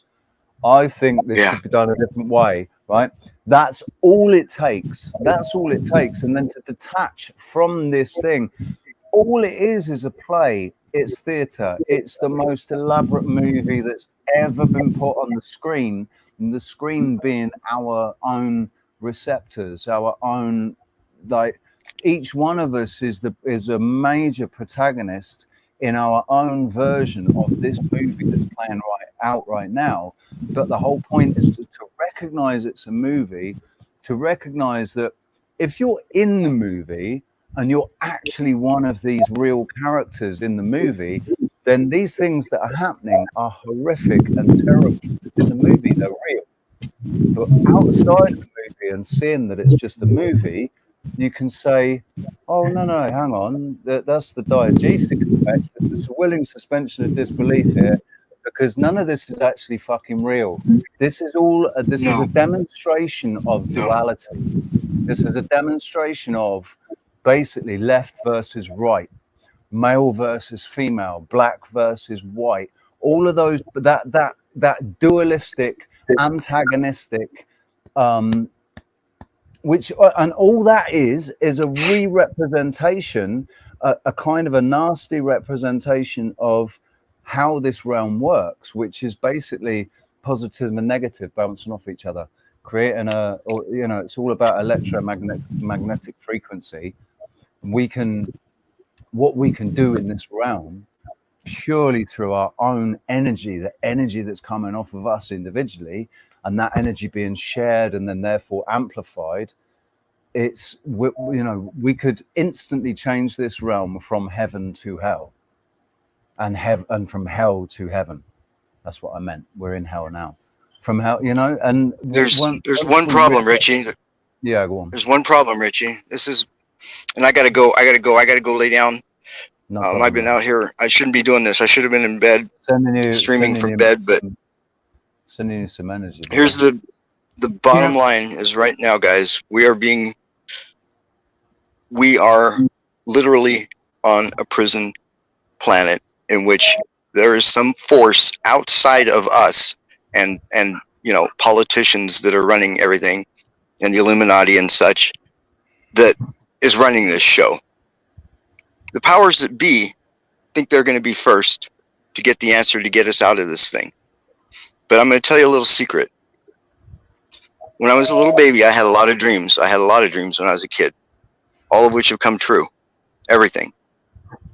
One of those dreams, and a couple of those dreams, I've reached an impasse, a literal wall of nothing. There was no ice. There was no ice there or anything. It was just a wall of nothing, and it extended down into the ground. And I made it to the other side somehow and came back, or knew how to make it to the other side. And somebody had said something to the effect of, or I had gotten the feeling that only those that are pure of heart, that are pure of heart. You know, it's like Arthur. It's like Arthur in the lake. You know, you have the lake. God, I just got hit so hard right now. Fucking these. That's like Arthur in the lake and the sword. Yeah. You know, everybody's there trying to. You know, there's only one. You know, the lady in the lake. Only one person to be able to pull the sword out of the rock, and that's somebody that's pure of heart. So we got to keep pure of heart. We got to come at this as little children. Excalibur. And we got to do this soon, guys. We got to do this soon because, yeah, people's lives are being ruined right now, and yeah, we got to do something about this. And yeah, something's got to give. Something's got to give, guys. I got to go. I'm gonna go back out. I'm gonna go back into the. I'll go back on YouTube. I'm in so much pain. Bye. Be safe. Be good. I'm in a lot of pain right now. Okay, man. Bye. Bye. Be good. Be good. You too. We'll see you soon. See you later, man. So what I was doing too was trying to visualize something that's spiritual alchemy, and you can use the concept of bringing in a healing purple light from above. So bringing that into him from above. I do this with my dog a lot, and then bringing a red earth energy, healing energy from the earth, so up through the feet, connecting to at the solar plexus. And it's fascinating because every time I close my eyes and I visualize someone's solar plexus, I can see the weakness. I can see the color. And if it's not gold, if it's not bright, fully gold, and I mean, often I'm healing somebody, so I'm not expecting to see that either. But it's been really interesting with my dog because hers has been more of like a pale green, yellow kind of color, you know, like a pea color. His was not. His was just sort of a lighter yellow. It just wasn't a super strong gold, you know. But that's one of the most basic spiritual alchemy things you can do. So again, purple healing, and you can think of like white turning from blue to purple from the top coming in through the head, and a really like earthal red energy coming up from your feet up into meeting at the solar plexus. Orange, and so then yellow, green. And what I envision is gold foil. I think of what does gold foil look like? Oh, it's beautiful, bright, shiny. And I put that in this beautiful solar plexus, and I kind of spin it around and I get it moving. Get that. Okay, and then I can kind of set that away. The other thing I'll do is just sort of white, like that beautiful, like you see sun ray light coming down, and I envision that coming down all over and spreading. So, Cool. Yeah. Cool. Let's hope that he feels better. Well, let us now have a listen to. This is Awakened Alliance, an original song. Take it away, dudes.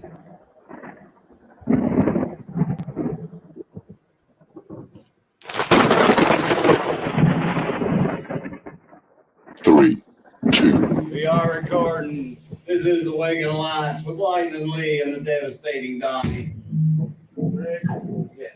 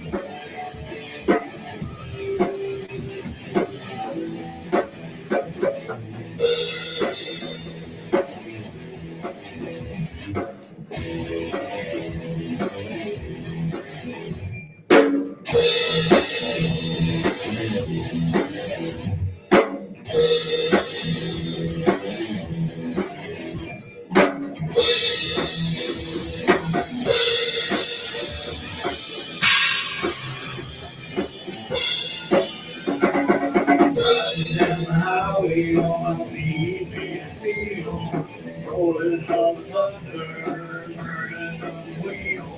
Bags are back, back to ass jack. Ain't no lie, I'm riding till I die.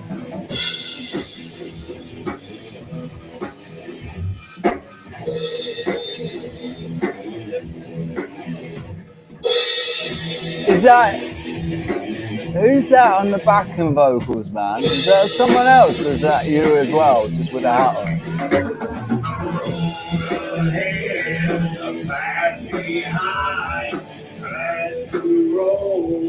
Almost off of mine.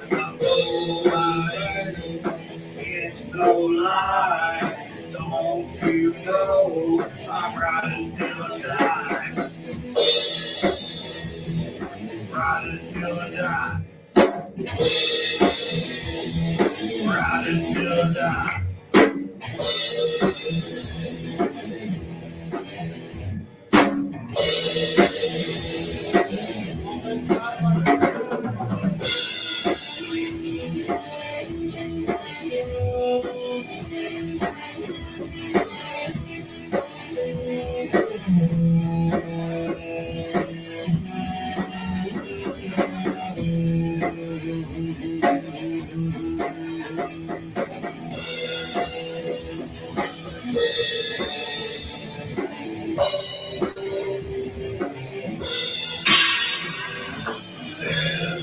Hellbound, hellbound, I gotta fly, I'm riding till I die. Riding till I die. Riding till I die. Riding till I die.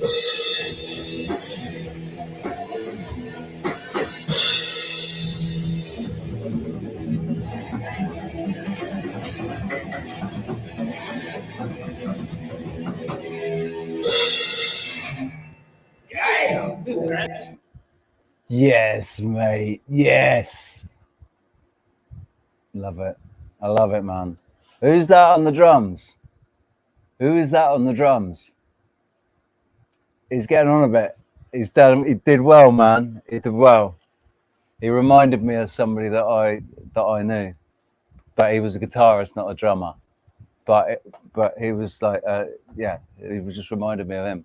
Except he had like, did he have hair? The guy I knew had long hair. Bill, his name was. Really nice guy. But anyway, Thank you for sharing that. That was awesome. that was cool, man. I love watching, you know, people that aren't famous, normal people doing what we can all do. Everybody can do this, man. Everybody can do it. Everybody's got it in them to express themselves artistically, either with music or with art or just with a spoken word, man. Just by talking, people might just, you know, be good at talking about stuff. But everybody's got a way to express themselves. Would you not agree there, Sarah? I would agree. I would agree with that, sir. Thank you. You said some great things tonight. How are you? What's this? My gorgeous neighbor bought me some Hey, Alex. balm, very cold, with camphor, eucalyptus, mint, etc. She rubbed it on my back. It's so Yum. cold, such a relief. It's wonderful. It sounds That's- fantastic. Do you know Yeah. what? You could put some fresh aloe vera. Put that in there as well. And then that'll, just make your skin amazing. But that's, I was just trying to help somebody with going over, I mean, nothing new that we haven't talked about, so I don't need to go over like what I talked through with him, but he had some camphor, he had some old school tiger balm, which is just camphor. And oh man, do you know what? I used to have a little tub of tiger balm. I love the smell of tiger balm. And there was a guy from Africa that I was working with, and he was putting it on his hands. And I was like, "What? Why are you doing that?" And he said, "It's like just really good for your hands to protect your skin against the cold, and you know that stops your hands from drying out." Because at the time I was working, where I was working, it was freezing cold where I was working. So I was driving a forklift truck. So And You know dude, what I made? This is what I spend my time doing while bro, we're chatting. that was brilliant, mate. I love the way you basically went back and put yourself in doing the backing vocals. That's basically what I do, and that with Yeah. with the covers that I've done. Like I haven't done that with an original song. I've not done it with a video on an original song yet. I've done it with, I've done original songs, but I've not actually done a video with an original song like that. So fair play to you, brother. And it's, when all you've got is a phone to work with, you've done a pretty good job, mate. You've done a bloody good job. So that was awesome. Don't worry about that. Like the only thing, honest, the only thing was that the timing was just a little bit out with the drums, but give him a break, man. He looked like he was at least in his 70s. So fair play to him for getting on the kit and busting out a 4-minute song. Because it takes, I'm a drummer. I haven't actually sat behind a kit for 20 years or something. But that's what I was doing when I was 11 years old. I was drumming. My mum wouldn't pay for guitar lessons, but she did pay for me to learn the drums. So, Oh, really?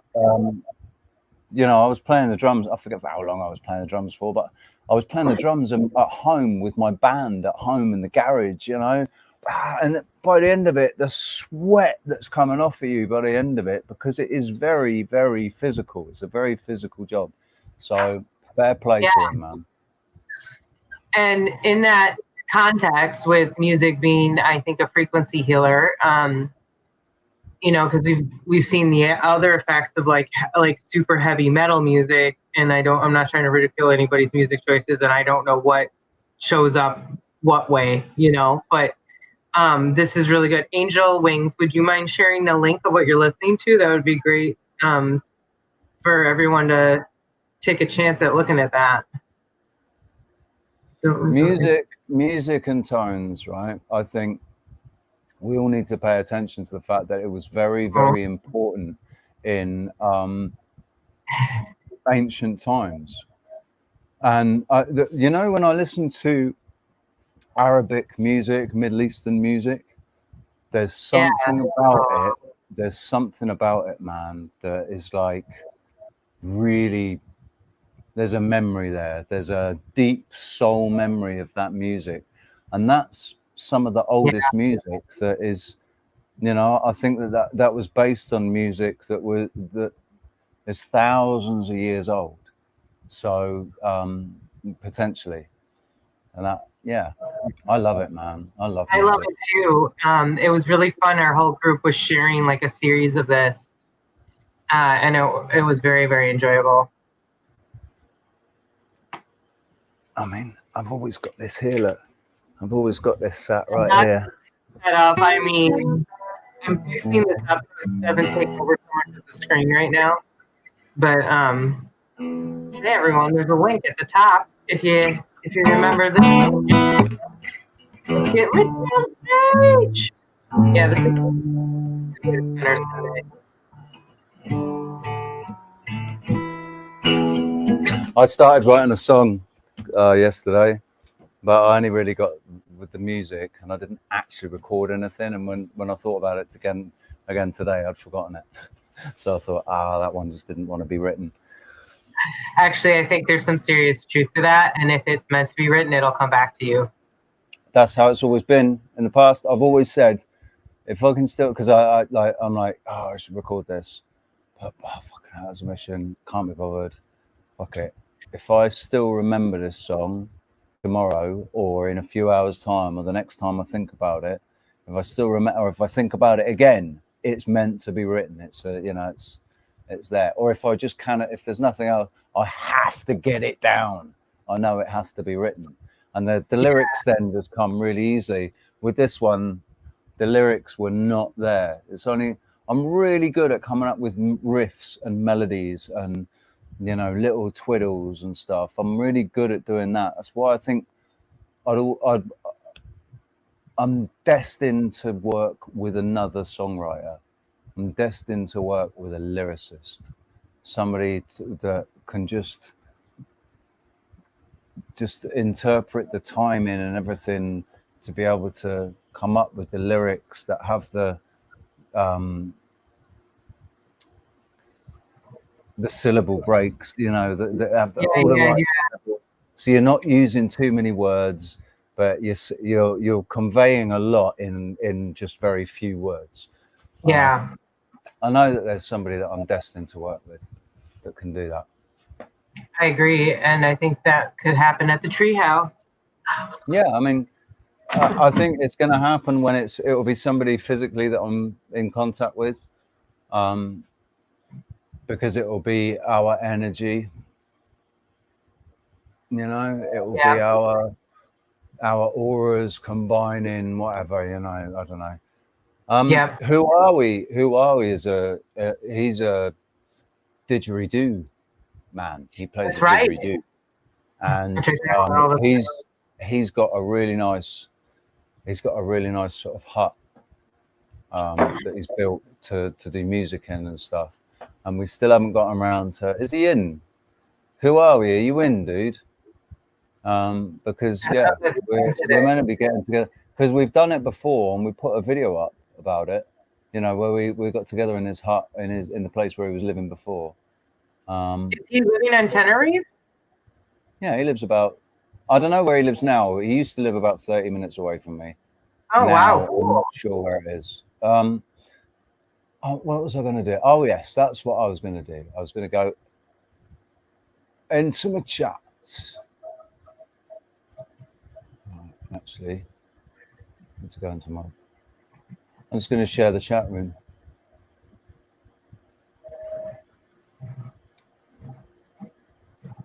I'll share Roxanne's chat, actually. I don't know how many people are in. We got 11 in mine. Oh no, 11 in Roxanne's, 16 in mine, and we got 1 in yours. Oh, Sarah, can everybody go into, please, do me a favor, would you? You lovely people. Just do me a favor, right? And go into this room here. It's actually going to come up in your room as well, Sarah, but this is going into everybody's, all the chats.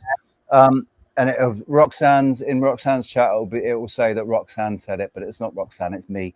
But could you please follow the link, go into Sarah's channel, please give her a little subscribe, and if you're on a computer and you can have it open in a different tab, just whack it on mute and just have it open at least so that she gets a view and she gets a little bit of watch time to help build up, because we're trying to build each other's channels up.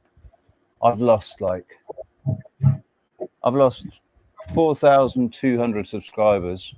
Oh yeah. Since his channel got deleted, Since my channel got deleted, but we'll get them back. I know they're all there somewhere.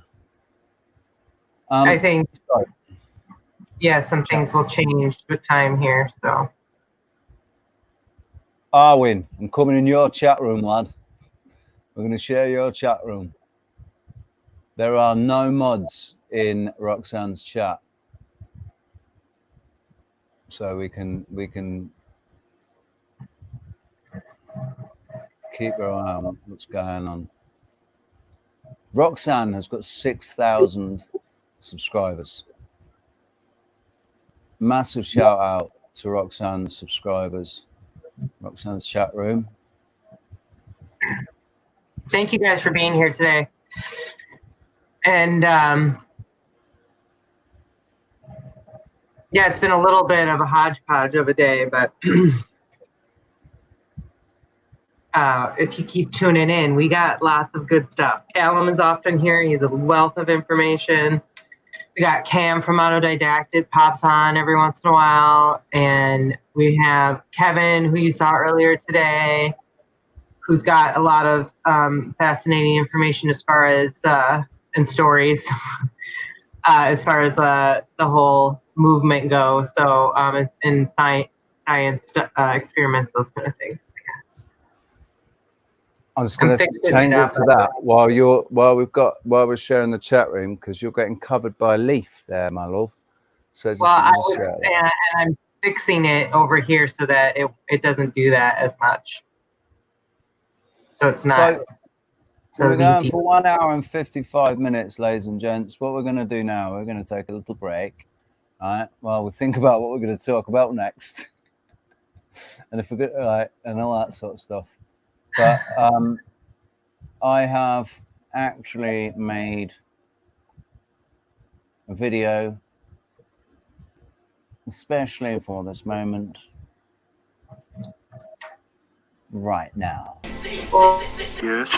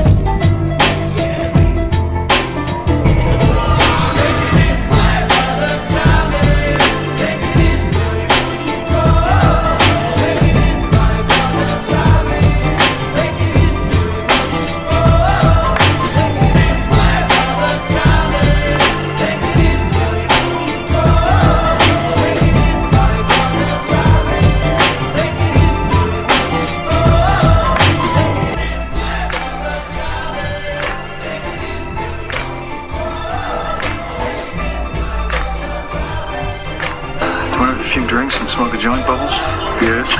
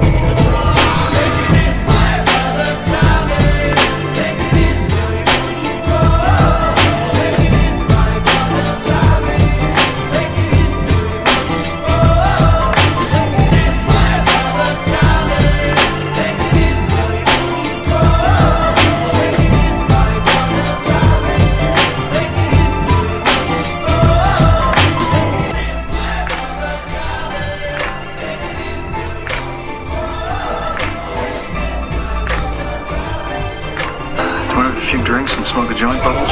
Yes.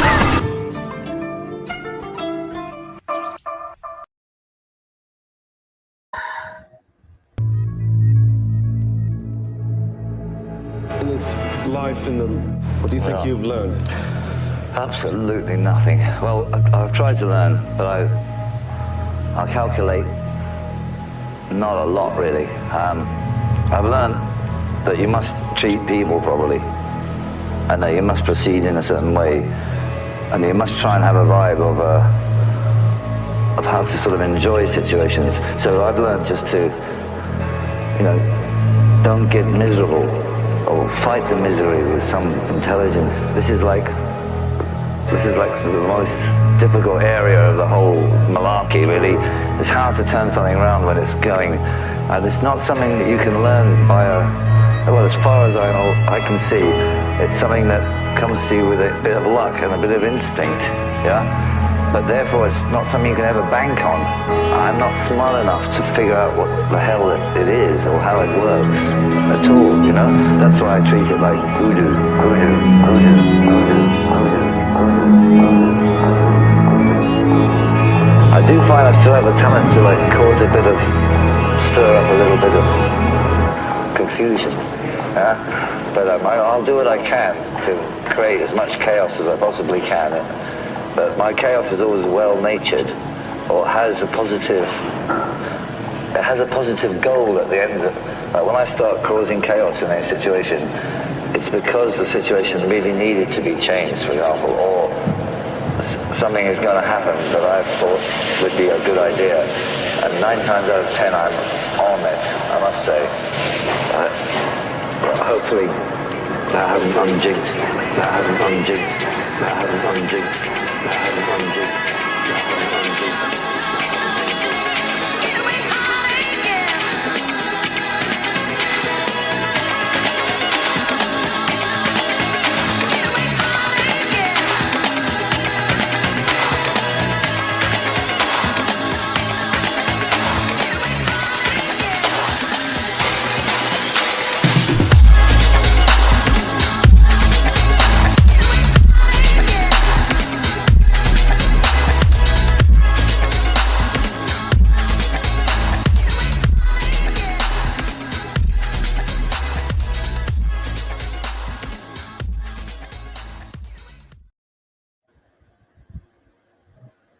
It's interesting, but the link wasn't working because I took the link directly from the page. This is weird. What link are you talking about? Well, I took the link directly from the tab, from the from the address in the tab. So it was definitely the right link. But it didn't work for a couple of people. It didn't work, and they couldn't. But they've got in and they're sub now to your channel. But so you've got a couple of new subs, babe. And if there is anybody in Roxanne's channel that isn't sub to my channel, the Magic Treehouse, formerly known as 007, I am still 007, Richie, all of that crap. But in the Magic Treehouse, which we're trying to build. We're trying to build this Magic Treehouse, right? This Magic Treehouse is, hopefully it's going to be a treehouse. Well, not hopefully, no, it is. It's going to be not just one treehouse. It's going to be, depending on the location, I want to find a location where we can have a number of tree houses joined together in like a sort of Tarzan village type thing, you know? Do you remember Tarzan village type thing? You know what I'm talking about? Now, we could have vines, right? We could have this mode of transportation from one hut to the next, which is basically swinging on a vine. And you can do a Tarzan, you know, just for fun, when you're swinging from one hut to the next. Like you could have a vine going from your sort of your hut where you're staying, where you're sleeping, and you take and you swing over to the breakfast hut where the beautiful, you have to do the call. grown, it's like when you're food. Or you have to be like, oh, when you're flying across the street. That was it. I can do that better. No, it was very. Listen, it was very distinctive. He went, It was very distinct. I remember. I used to watch it religiously, along with the A-Team and Battlestar Galactica. And Stingray, and gosh, what were the others? Danger Mouse. Danger Mouse. That reminds me of the rapper Danger Mouse. I don't know of a rapper called Danger Mouse. Rap was never really. I tried to get into it, right? I tried to get into rap back in the sort of mid-90s, early to mid-90s, and all my mates were listening to like Eazy-E, Snoop Dogg, Eazy-E, Dr. Dre. I kind of got into Outkast as far as mainstream goes, but I actually never got into Dr. Dre. I mean, of course, everybody knows the main song, but I didn't go and buy their albums. I did actually like some Dr. Dre. So like Ryan Dr. Dre 2000. Dr. Dre 2000 was good. That was 2003 though. That song I just sent you that has all the lyrics that are totally relevant right now. And they sing about realize right, and we've actually got realize real lies in the chat room. I'm not sure whose chat room I saw that in. This song is from 2003. Did you upload it? Did you upload it? Yeah, I'll play it right now. Play it. Should we play it? Go on. It's about that time. It's time, peoples. Resist. Are you an actor or an activist? It's more than your right to insist. Refuse to the government admits. Take a risk. Raise your fist. Unite people, army enlist. Rebel music transmit like this. Proving that the movement exists. Realize you're the catalyst. Refuse. FBI. Force the line. Suspect the spies. Clientele. Tomahawks. Scorch the sky. White collar crime. Immortalize Yusef. Careful what you rep of the new left. Only a few left. Got the bureau doing Mueller two-step. Fire trap. Warrants for the wiretaps. Equal employer op. Higher apps. Read between the lines.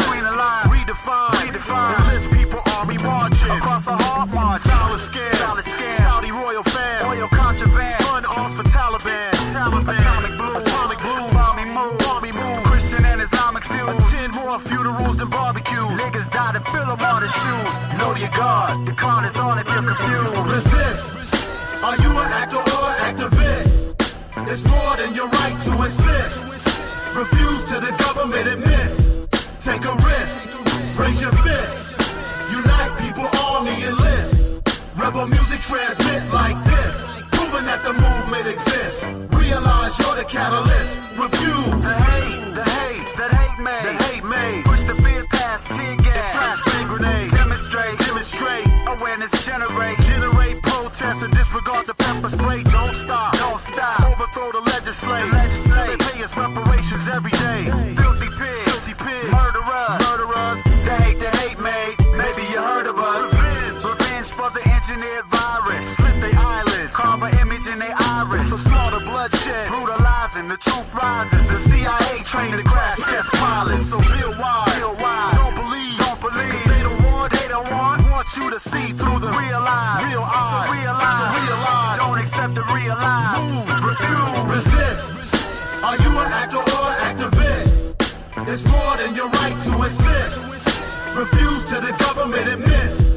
Take a risk. Raise your fist. Unite people, army enlist. Rebel music transmit like this. Proving that the movement exists. Realize you're the catalyst. Refuse. Resist. Are you an actor or an activist? It's more than your right to insist.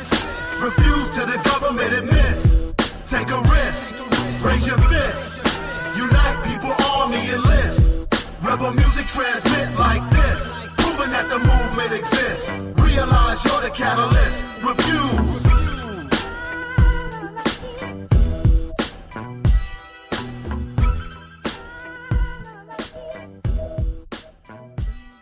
Yeah, baby. Like, I love it. Did they play that for is there a little more to it?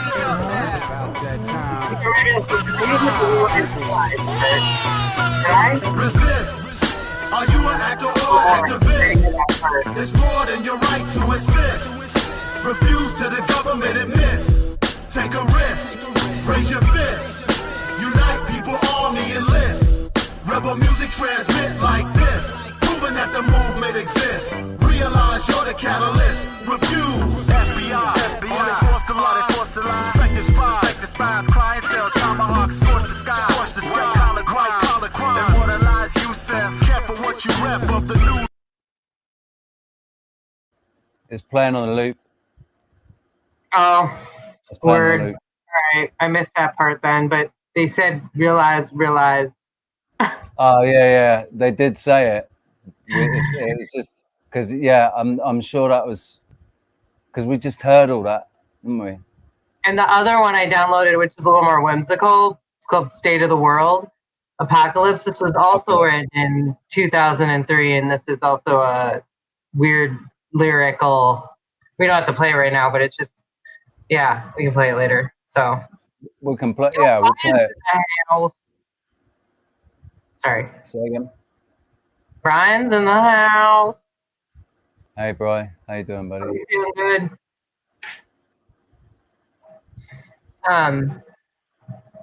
Okay, I finally am done being overly distracted. That Alex, when you mentioned that in the treehouse, I was like, who did I send you to? Who the fuck do I know that knows somebody called Ray? Who the fuck is Ray? And I think I missed the bit with Ray because I haven't watched the whole Waters Above video yet that I sent you. So I was like, yeah, oh, Alex will like this. And then I went and I sent it to you, and then I didn't go back to it and watch the rest of it. I got distracted and went on to do something else. I love this. The 77-year-old granddad is growing now. Never thought I'd see the day. We got people in my chat and people in Rox's chat and people. I don't know if anybody's actually chatting in your chat. What are you on?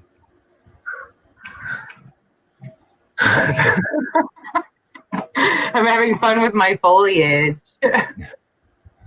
Oh, I see. I'll fix the leaf. You can see how it's transparent now a little more, so it's a little more fun to work with.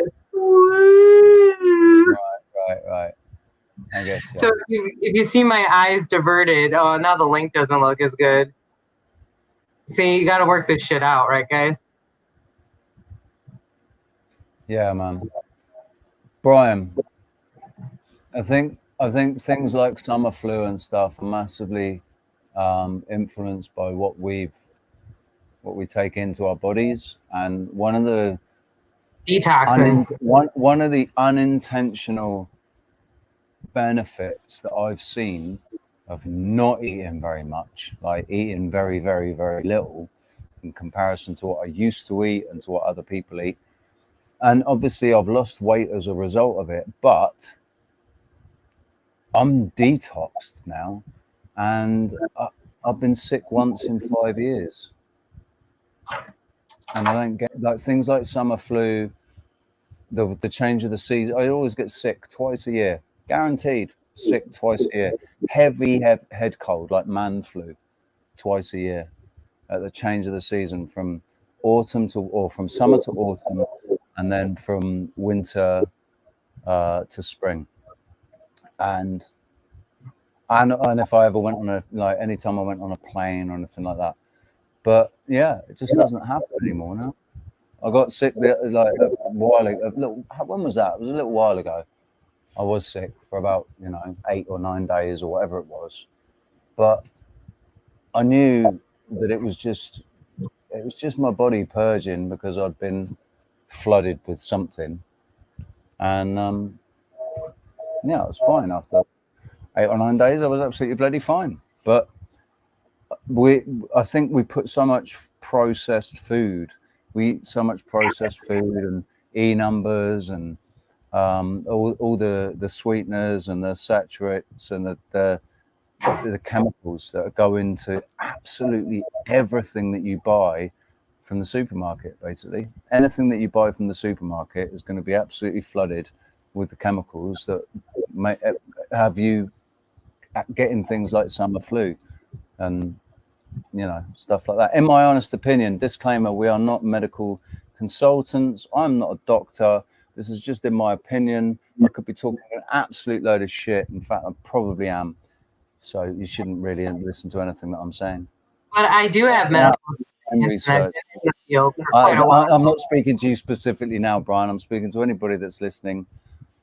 Don't listen to a word I'm saying without looking into it yourselves. Do your own research. Do your own research always.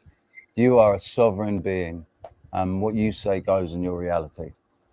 That's how I feel, and I just feel like the more positive I keep going, and I don't have the same issues as everybody else. That means more work to get through.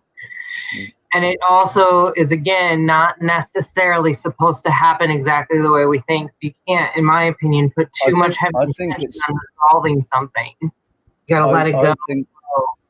I think it's always meant to happen in a different way. We think it's going to happen this way, but it doesn't. It always happens a different way, and it's like, because what happens is it doesn't happen the way we want it to happen when we want it to happen. Yeah. And so we just have to have faith that it's going to happen, and then when it does happen, it happens in a way we didn't expect, and it's like, but we still had faith it was going to happen. We knew it was going to happen, so it doesn't matter. It doesn't matter how it happens. Just know it's going to happen. Basically, it doesn't matter. Don't bother yourself with how. That's not up to, like, the only way it's up to us is to know that it's going to happen. That's the only thing that's up to us. Just know it's going to happen. All right, have faith. And yeah, I mean, exactly. And like, trying to force anything anymore seems so irrelevant. So it's just like one step at a time. I might mention something, I might drop seed something, but I will almost always now say, if it ends up feeling right. No pressure. I mean, that's also I probably say that to everybody on everything now. I'm like, yeah, if you want, no pressure. You just let me know. Yeah, and it's so, yeah, exactly. It's like, what will be kind of thing. That's my people might think that that's really too detached and too I'm not taking any responsibility by doing that. I'm just waiting for things to happen. Well, there's that. Welcome to Taoism. Basically, welcome to Taoism. It's about, listen, there's something going on here that I don't understand, but I'm obviously playing a part in it somehow. So all I'm going to do is I'm just going to carry on being me, and I'm just going to try and always be the best version of me that I can, and try and discern what that would be. What is the best version of me? Well, the best version of me is a well-balanced emotionally, intellectually, experientially, and, emotionally, like I was saying. And just try and not react to things. Always be in control of my emotions. Never push anything negative onto other people when I can transmute it and turn it around internally myself. Because at the end of the day, I'm only experiencing my experience. I'm not experiencing your experience, because that's yours. That's yours. It's yours to have. It can be whatever you want it to be. So you can twist it in any way you want, and any way you want, man. And that's what I mean. Like, wouldn't you want to twist it in a more positive way? So, if truly now, with my momentum of trying to dispel judgment and anger, is I'm doing the devil's advocate and really pushing this discussion of, okay, well, hold on a second. Why do you think they reacted that way in the beginning? I mean, what did their childhood present to itself? So just realize, like, their frontal lobe is reacting in a very specific way right now. And it's okay. It's okay for us to also say, hey, I don't have to take that energy. I understand what you've been through. I feel for you. I'm there for you. But I also don't need to take all this. I don't have to take all this energy right now. I can still be your friend and ask for that. And if you can give me that, then we can, we're good. So, yeah, I mean, this is my joke. Like, as long as it doesn't incur murder, I think this is where we need to, or sexual abuse on children and slave labor. I think we need to start to, and this is even my own ridicule, because I'm really quick to jump on Trump, but I can't let go of the fact that I just think he's an actor. So I think he's just part of the show. But everybody else who makes these, especially right now, these people that we can be so hard on, like, oh, they're such idiots, they can't see the bigger picture. I get that, and I'm not saying you have to call them something else, but I'm just saying, if you start to look at that devil advocacy, you might actually see an opening, a window for you to come in and say something that could be profound for their development. But Whether if you call them an idiot, if all you do is call them an idiot, you're going to put them straight on the defense attack, you know, because you're going to antagonize their ego, whether it's a big or a small ego, whether it's an egotistical ego, whatever it is, that person that they think they are, because if they're still believing in these paradigms and they haven't realized the fact that they aren't who they think they are, you know, none of us are.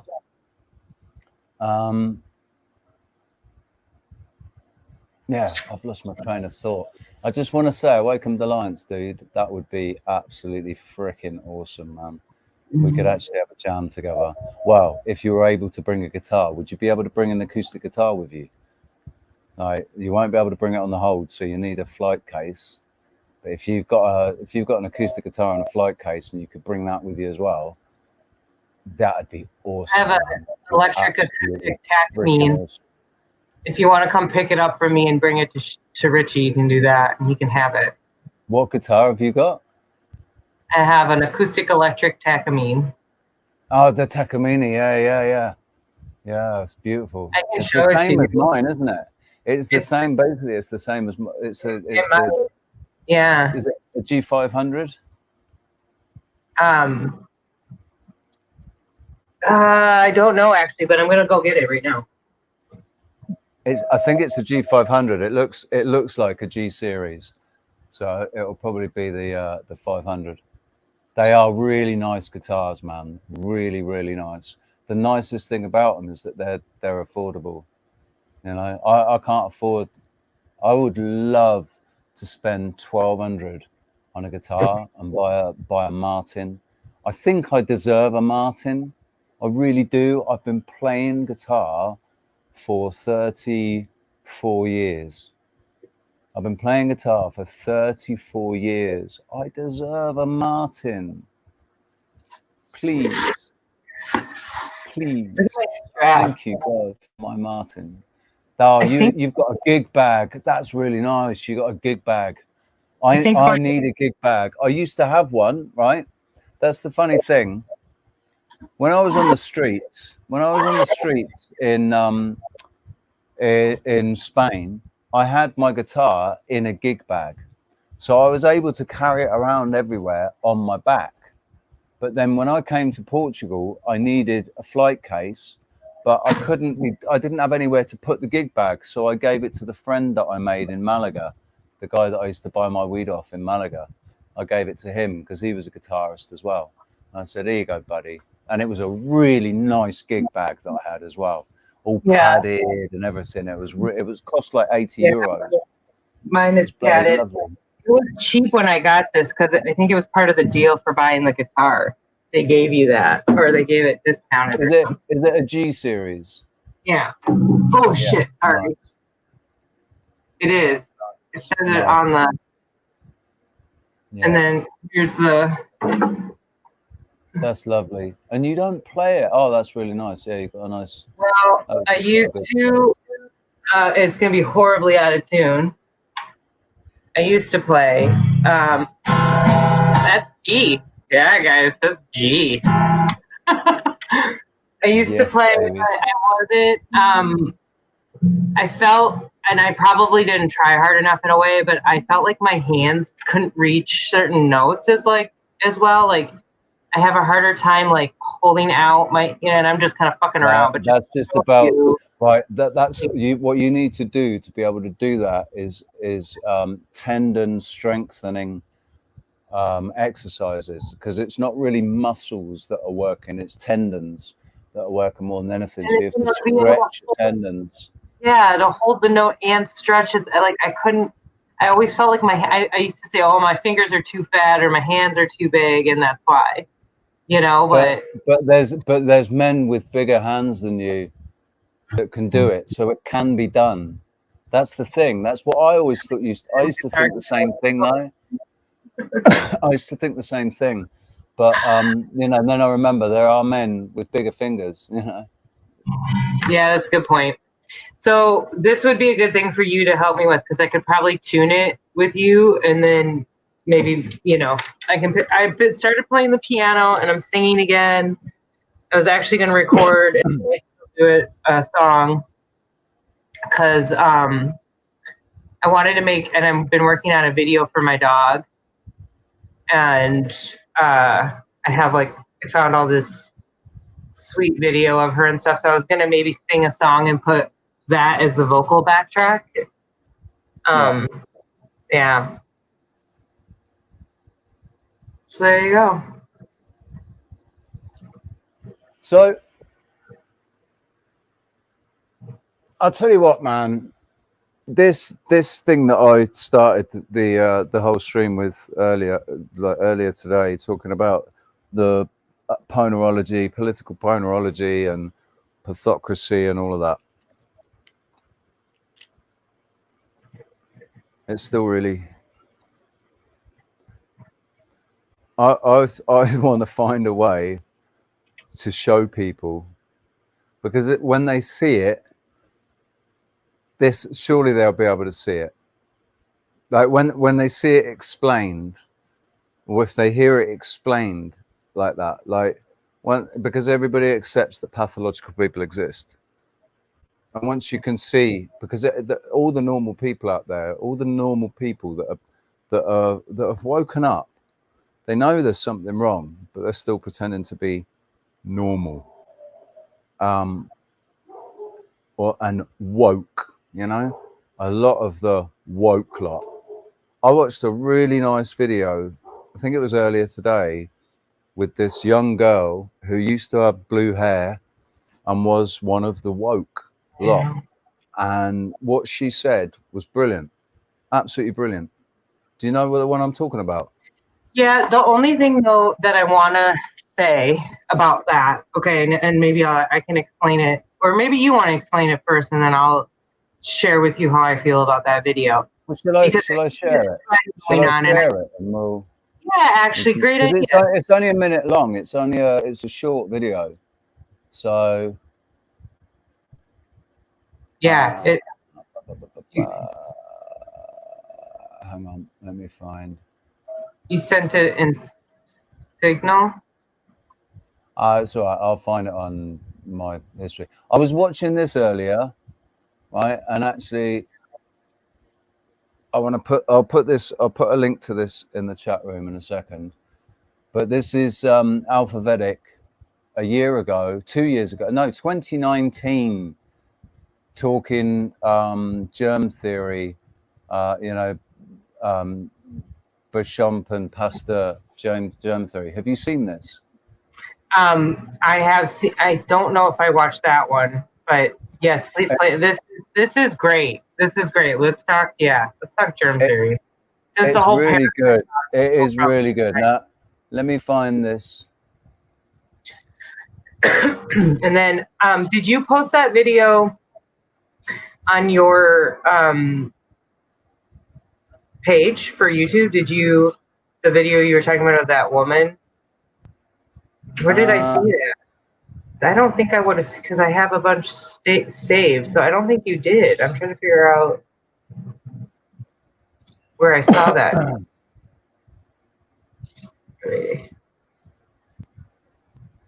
Because I have a bunch of your video. I have a bunch of the videos you've been posting lately saved.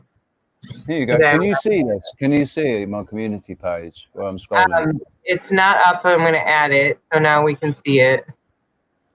Right, there we go. Just for those that may or may not know, my community page is very, very rarely visited because nobody really likes anything. I get, like 3 likes, 5 likes, whatever. So I don't know if people are looking at it and they're just not, doing anything or commenting. But I just want to bring people's attention to it again, because I am always posting up videos and posting up good stuff, man. Martin, I'm always sharing your videos, man. Every time I come on your live, I share your videos.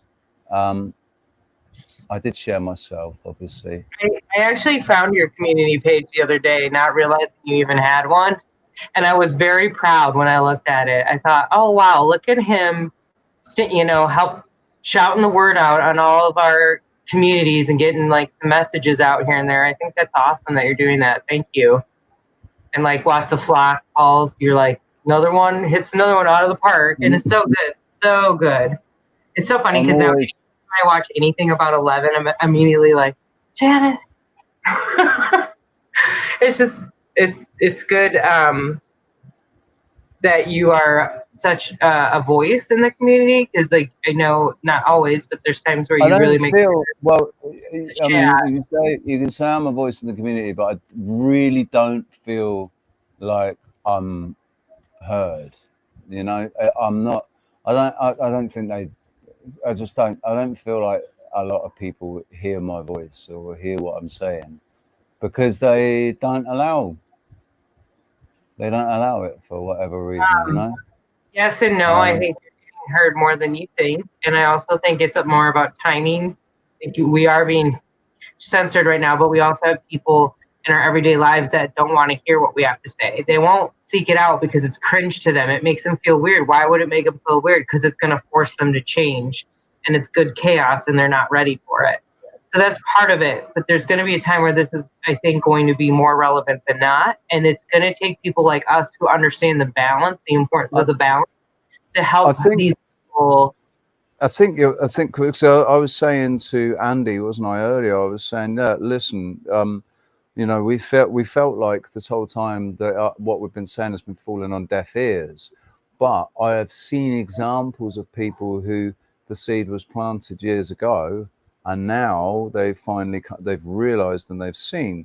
And I know my own experience of actually waking people up, of a guy that was absolutely ridiculing me, totally ridiculing me, taking a piss out of me on Facebook constantly all the time. And I actually managed to get him to watch a video, and then I didn't speak to him for about 3 months. And the next time I spoke to him, he said to me, "Fuck, we don't live on a globe." And I was like, there you go, man. And I didn't bother saying to him, "I told you so." I didn't go, "I fucking told you so. Who's the idiot now?" I didn't bother doing that, because it was just so fucking nice it was like, "Yes, mate, thank you. That's all I wanted you to see. I don't know where we live, but it's not a fucking globe. It's not what they're trying to tell us it is. Absolutely not what they're trying to tell us it is at all. They've absolutely not done the things that they say they've done. Absolutely, 100%, categorically, none of them. They've done none of the things that they said that they say that they've done. They've claimed other people's things for their own, and they've lied through their teeth using media and the ability to twist our perception. Because all they need to do, if you can control somebody's perception of something, all you need to do is hint at it, and the rest takes care of itself, because that perception's already pre-built, pre-programmed into that person. So if you convince everybody that somebody that is going to be introduced to the group is a lying sack of shit, really nasty, fucking evil, you know, bastard, or alternatively, vice versa, really an absolute angel, the best person that's ever walked the earth, like Jesus reincarnated, whatever. If they can build your perception of that already, then when that person comes in, they've got power over you. Yeah. Because you've already, your perception of them is already built, but they can be whatever the fuck they want to be. They can do whatever the fuck they want, so long as you don't find out about it. They've got a perception of you, and the chances are, if they do hear anything about it, they won't believe it, because they've already got this perception of you built up in their mind. They're already prejudiced because of the perception that they have already built and cemented in their subconscious. Yeah. How important perception is. This is why they've worked so fucking hard to take it. Yep. And wording, like, which is connected to perception, but just the way that words come across, and you know what we've reiterated many times. You know, one of the things that me and you and Roxanne do all the time with each other to try to convey, to try to express ourselves, to try to explain situations or explain the way we feel about something. What we do all the time is we use analogies. We use analogies to describe things. You know what I'm talking about? Yeah. I mean, me and Rox do it all the fucking time. Talking about, like, putting our situation into an analogy, saying we've got what we've got. We know, all of us, me, you, and Rox, know that we've got this destination we're going to. It's this field, and the field is over. But you've got to go through these woods, and after the woods, there's a stream, and it's got a bridge over it, and then there's the field. But there's a little gate across the there's a gate across the bridge. So, you know, it's not, you can't just walk straight through. You have to do something. You have to open the gate. But all the people that we're trying to take there have all got this preconceived idea that the forest is full of monsters, and that the stream isn't a stream, it's a fucking raging rapid river, and the bridge is falling apart. There's a fucking great big huge ogre troll that lives under the bridge, and there's this impassable gate, and it's impossible. They're not going to be able to get over there. And also there's all these shops with trinkets and shit that just isn't needed along the way, and they're all getting distracted by these salesmen trying to sell them shit. And we're trying to tell everybody, listen, the forest isn't scary, all right? The river's just a stream, and all you got to do is open the gate, man. But nobody's listening because they've already got their perception. They're seeing what they're seeing. Well, and I think it's so hard for, like, that's what I was kind of getting at with this conversation I had with my parents, because at the end of it, I was talking about the famine. And I said, well, it doesn't matter anyway, because we're not going to starve to death. And I turned around and gave that example of the yogis living, for a year. And I said, Dad, they've been studied by universities. And, we're not going to die. And, how do you know that? I don't know. I do. Oh man, the yogis that live on, like, they have like 3 grains of rice every 2 days or something. Yeah. The Buddhist monks, they worked out the absolute minimum amount of food that you need to be able to survive, and get through a day or whatever. And it works out like 1 grain of rice 3 times a day or something. It's something as ridiculous as that. And these guys didn't even do that. They also had minimal water, and it just about it, what it came down to, how simple it was.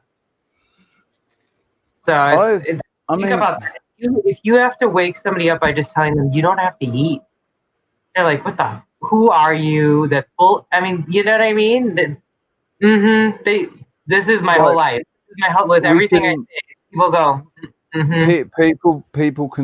People can argue and say, yeah, all right, Rich, but honestly, I don't want to look like a fucking crackhead like you, so I'm going to eat something, thanks. Because I know from one of the comments that was made in that email that I got from somebody who had basically already prejudged me as somebody with a problem with cocaine, which I have already admitted in live streams many times that, yeah, I used to do cocaine. And you could say that it was a problem in so far as every Friday night, or it ended up being every night off. When I had a night off, I'd get a bag of coke, and and that was sort of my little treat every week to myself, because I didn't really have anybody else doing anything for me, and I didn't have anything else going on in my life, and I've got, and I was earning enough money to do it. And look, talking about it, and I got an itchy nose, so now it looks like I'm fucking, yeah, man. So I'm not. But listen, I mean, Sarah is a fucking empath, right? Mm-hmm. And she can feel. I know she can, and she can read minds. It's more that I can feel your honesty. I also can feel your true intent. And I know where it's all coming from. And this is where I realize I've always been a devil's advocate. So I just harness that when I look at somebody and I go, I think so, I come off annoying because I'm the one that's like, oh, they didn't mean it like that. And they're like, don't speak for them. I'm like, you're right. You're totally right. But it's amazing how, like, oh my God, it just happened to me the other day. I'm like dead on now. And it's kind of freaking me out a little, not freaking me out actually, but it's definitely a little, like, I can't help but get a little excited about it. Hey, And I want to talk to you about your dad one day and the tribal, and because like I know I have some connection there. I know there's something on my again. Sorry, say that again. I know I have some connection. I've always felt super strong about the Native American culture since a young age. Oh yeah, with M, because M's dad. And I connect with her. Not that I'm going to figure out, my connection, but I know my my grandmother. I found out on my mom's side of the family supposedly I have a little bit of Native American in me, very, very small amount. But I'm very curious about. I feel like there's more, or it was more important than I was told on my grandmother's side. Now, she didn't look Native American, okay, mind you, but just something feel like there's some really interesting history there. So we are Melphis. What does that mean? Do you know what? You mean to make it sound like I've never actually asked anybody, any of my American friends to do this. It's never actually occurred to me to do this before. But because how your brain goes when people are talking. So I was thinking about what I was doing earlier today, which was watching Hollow play Assassin's Creed 4, which is all about the pirates, which makes mention of my great grandfather, right? And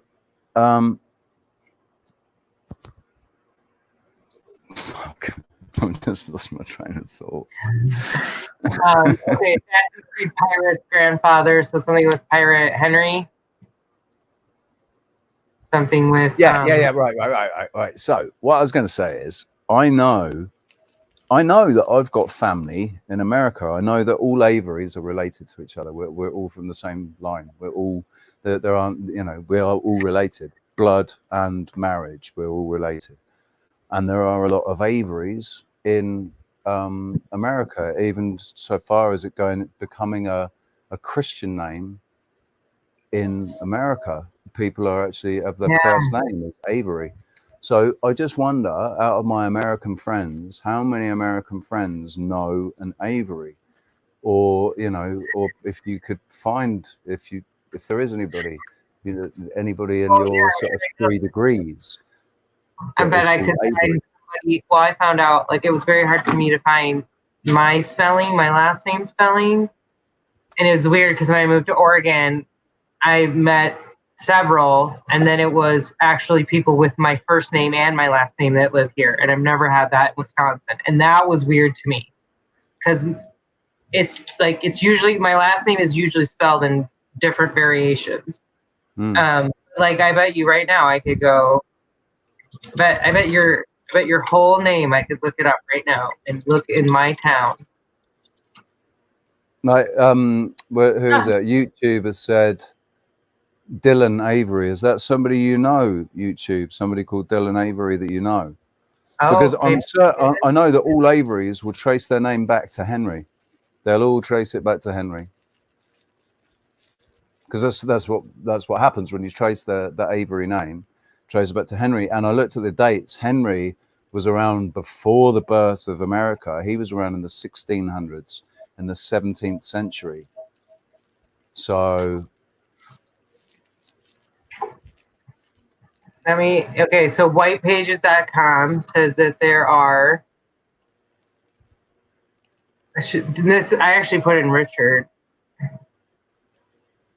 Avery. Let me show you. Share my screen. I gotta take a quick break here in a second too. I'm friends with a Richard Avery on Facebook in America, and he's got his wife is called either Shari or Shani, I think. Interesting. But look at this. This is just in Oregon. I mean, I guess this can't be that common. I wonder if there's any RK. Any Richard what? Keith. RK. Richard Keith. Richard Wayne. I would love that name. Richard Wayne, as in John.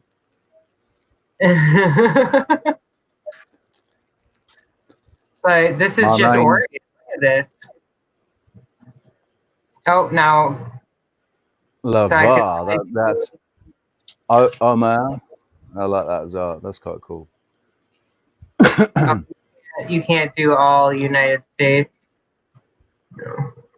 But if you want, I can look in every state. But that's a decent amount. How many is it? I don't know. Oh, it was, well, just Richard Avery's in Oregon was, I think, 5. 1, 2, 3, 4, 5. 6. Cool, man. Huh. Or maybe these are copies. Well, that's funny. So you're right. It's a very common name, and I don't personally know Avery. I did know an Avery, but not like I was never close with an Avery. But that name is, I think I knew a Sarah Avery or something like that. Yeah. In high school, maybe. I'm gonna go to the bathroom, but I will be right back. And in the meantime, listen to this super untuned guitar. Ready? That actually kind of sounded in tune.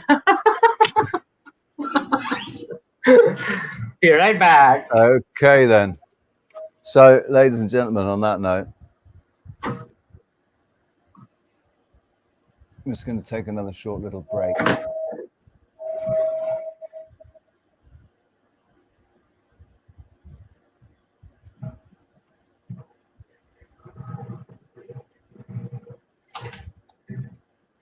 Humanity is made up of two groups, the normals and the pathological. The latter have distinct biological differences from the former. They were either born with them or developed them later in life due to trauma, brain damage, or early contact with other pathological people.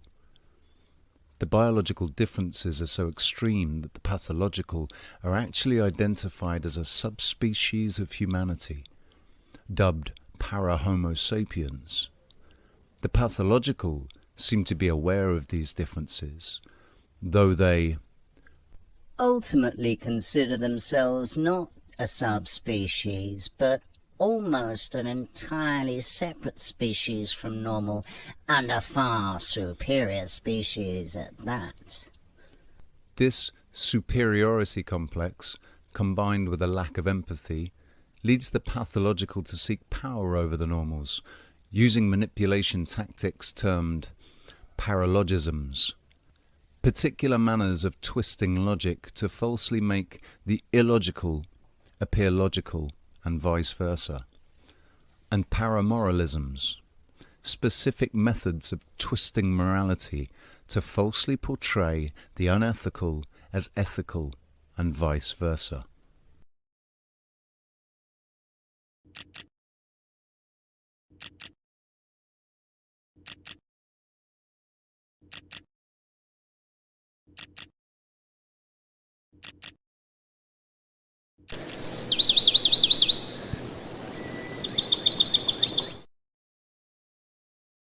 If you can see.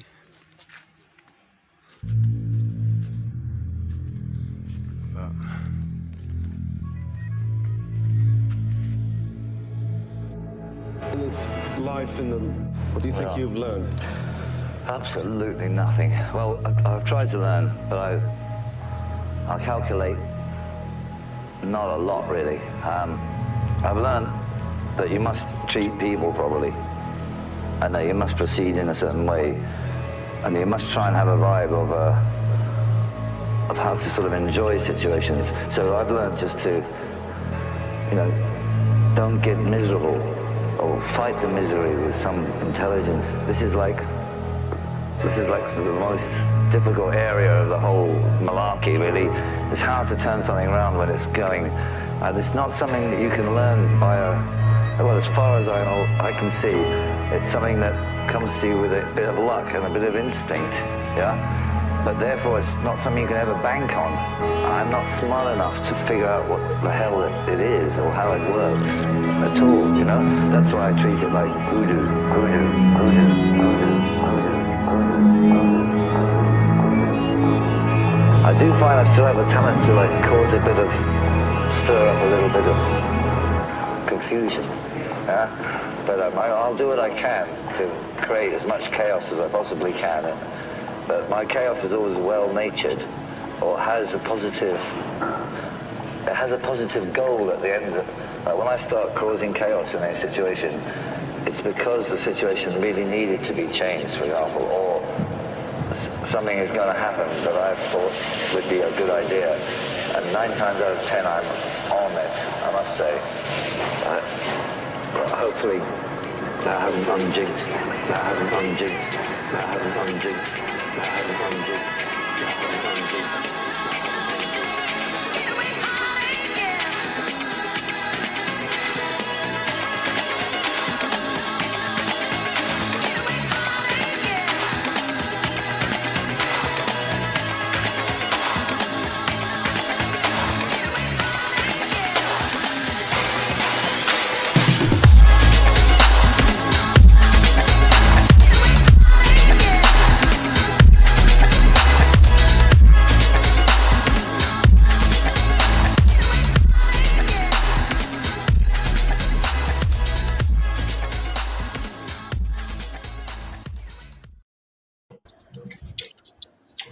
Love that music, man.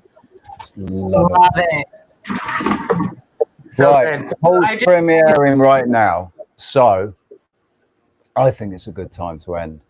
Actually, I agree. I think it's a good time to end. Why don't we show it for a minute?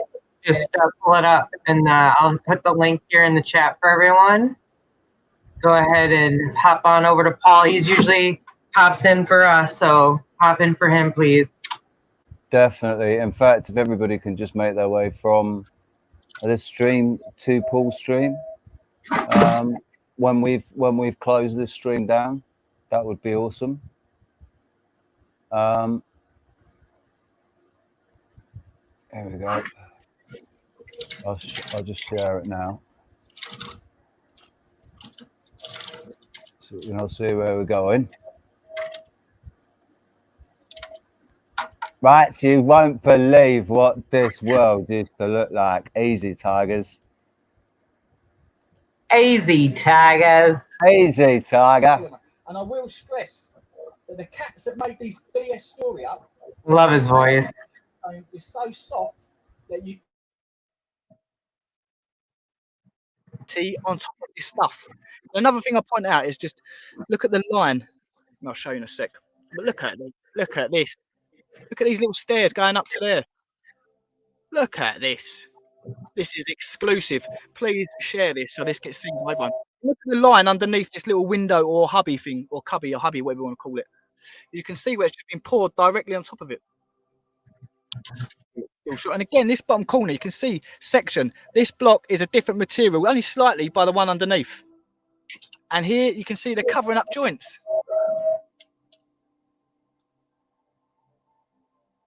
They're covering up the joints because they don't want you to know this is done in sections. And another way they can hide it is by saying that sediment or sedimentary rock is done in layers.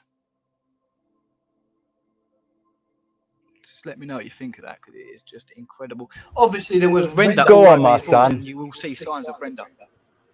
So this render would have been, I guess, waterproof. It'd have been decorative. Echo City! Solid. Literally solid as a rock. No pun. Solid as a rock.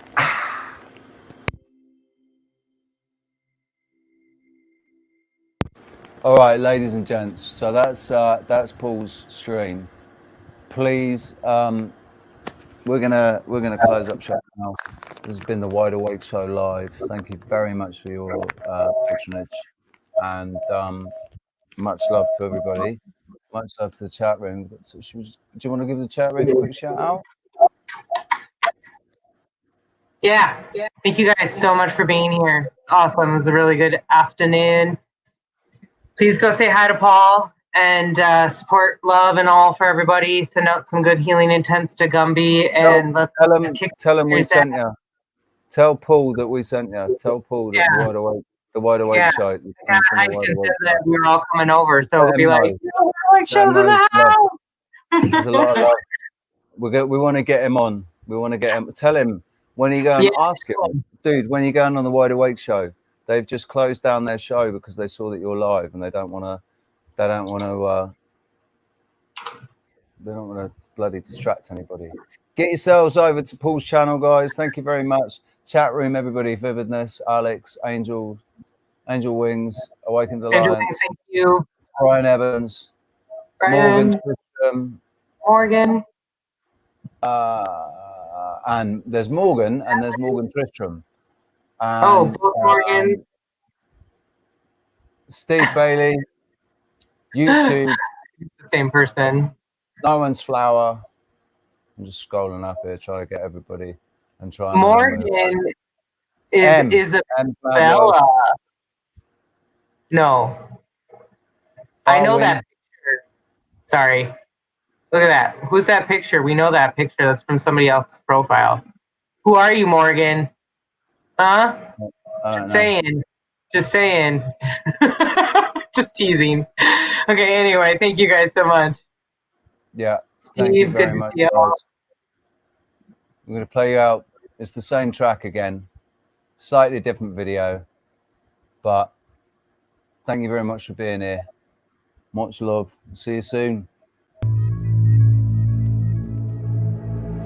In this life in the, what do you think you've learned? Absolutely nothing. Well, I've tried to learn, but I'll calculate not a lot, really. I've learned that you must treat people properly, and that you must proceed in a certain way, and you must try and have a vibe of how to sort of enjoy situations. So I've learned just to, don't get miserable, or fight the misery with some intelligence. This is like the most difficult area of the whole malarkey, really. It's hard to turn something around when it's going, and it's not something that you can learn by well, as far as I can see, it's something that comes to you with a bit of luck and a bit of instinct, yeah? But therefore, it's not something you can ever bank on. I'm not smart enough to figure out what the hell it is or how it works at all, That's why I treat it like voodoo.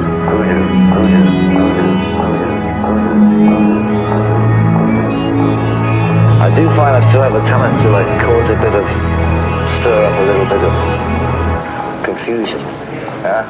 But I'll do what I can to create as much chaos as I possibly can. But my chaos is always well-natured, or has a positive goal at the end of it. When I start causing chaos in a situation, it's because the situation really needed to be changed, for example, or something is going to happen that I thought would be a good idea. And 9 times out of 10, I'm on it, I must say. But hopefully, that hasn't unjinxed. That hasn't unjinxed. That hasn't unjinxed. That hasn't unjinxed. That hasn't unjinxed.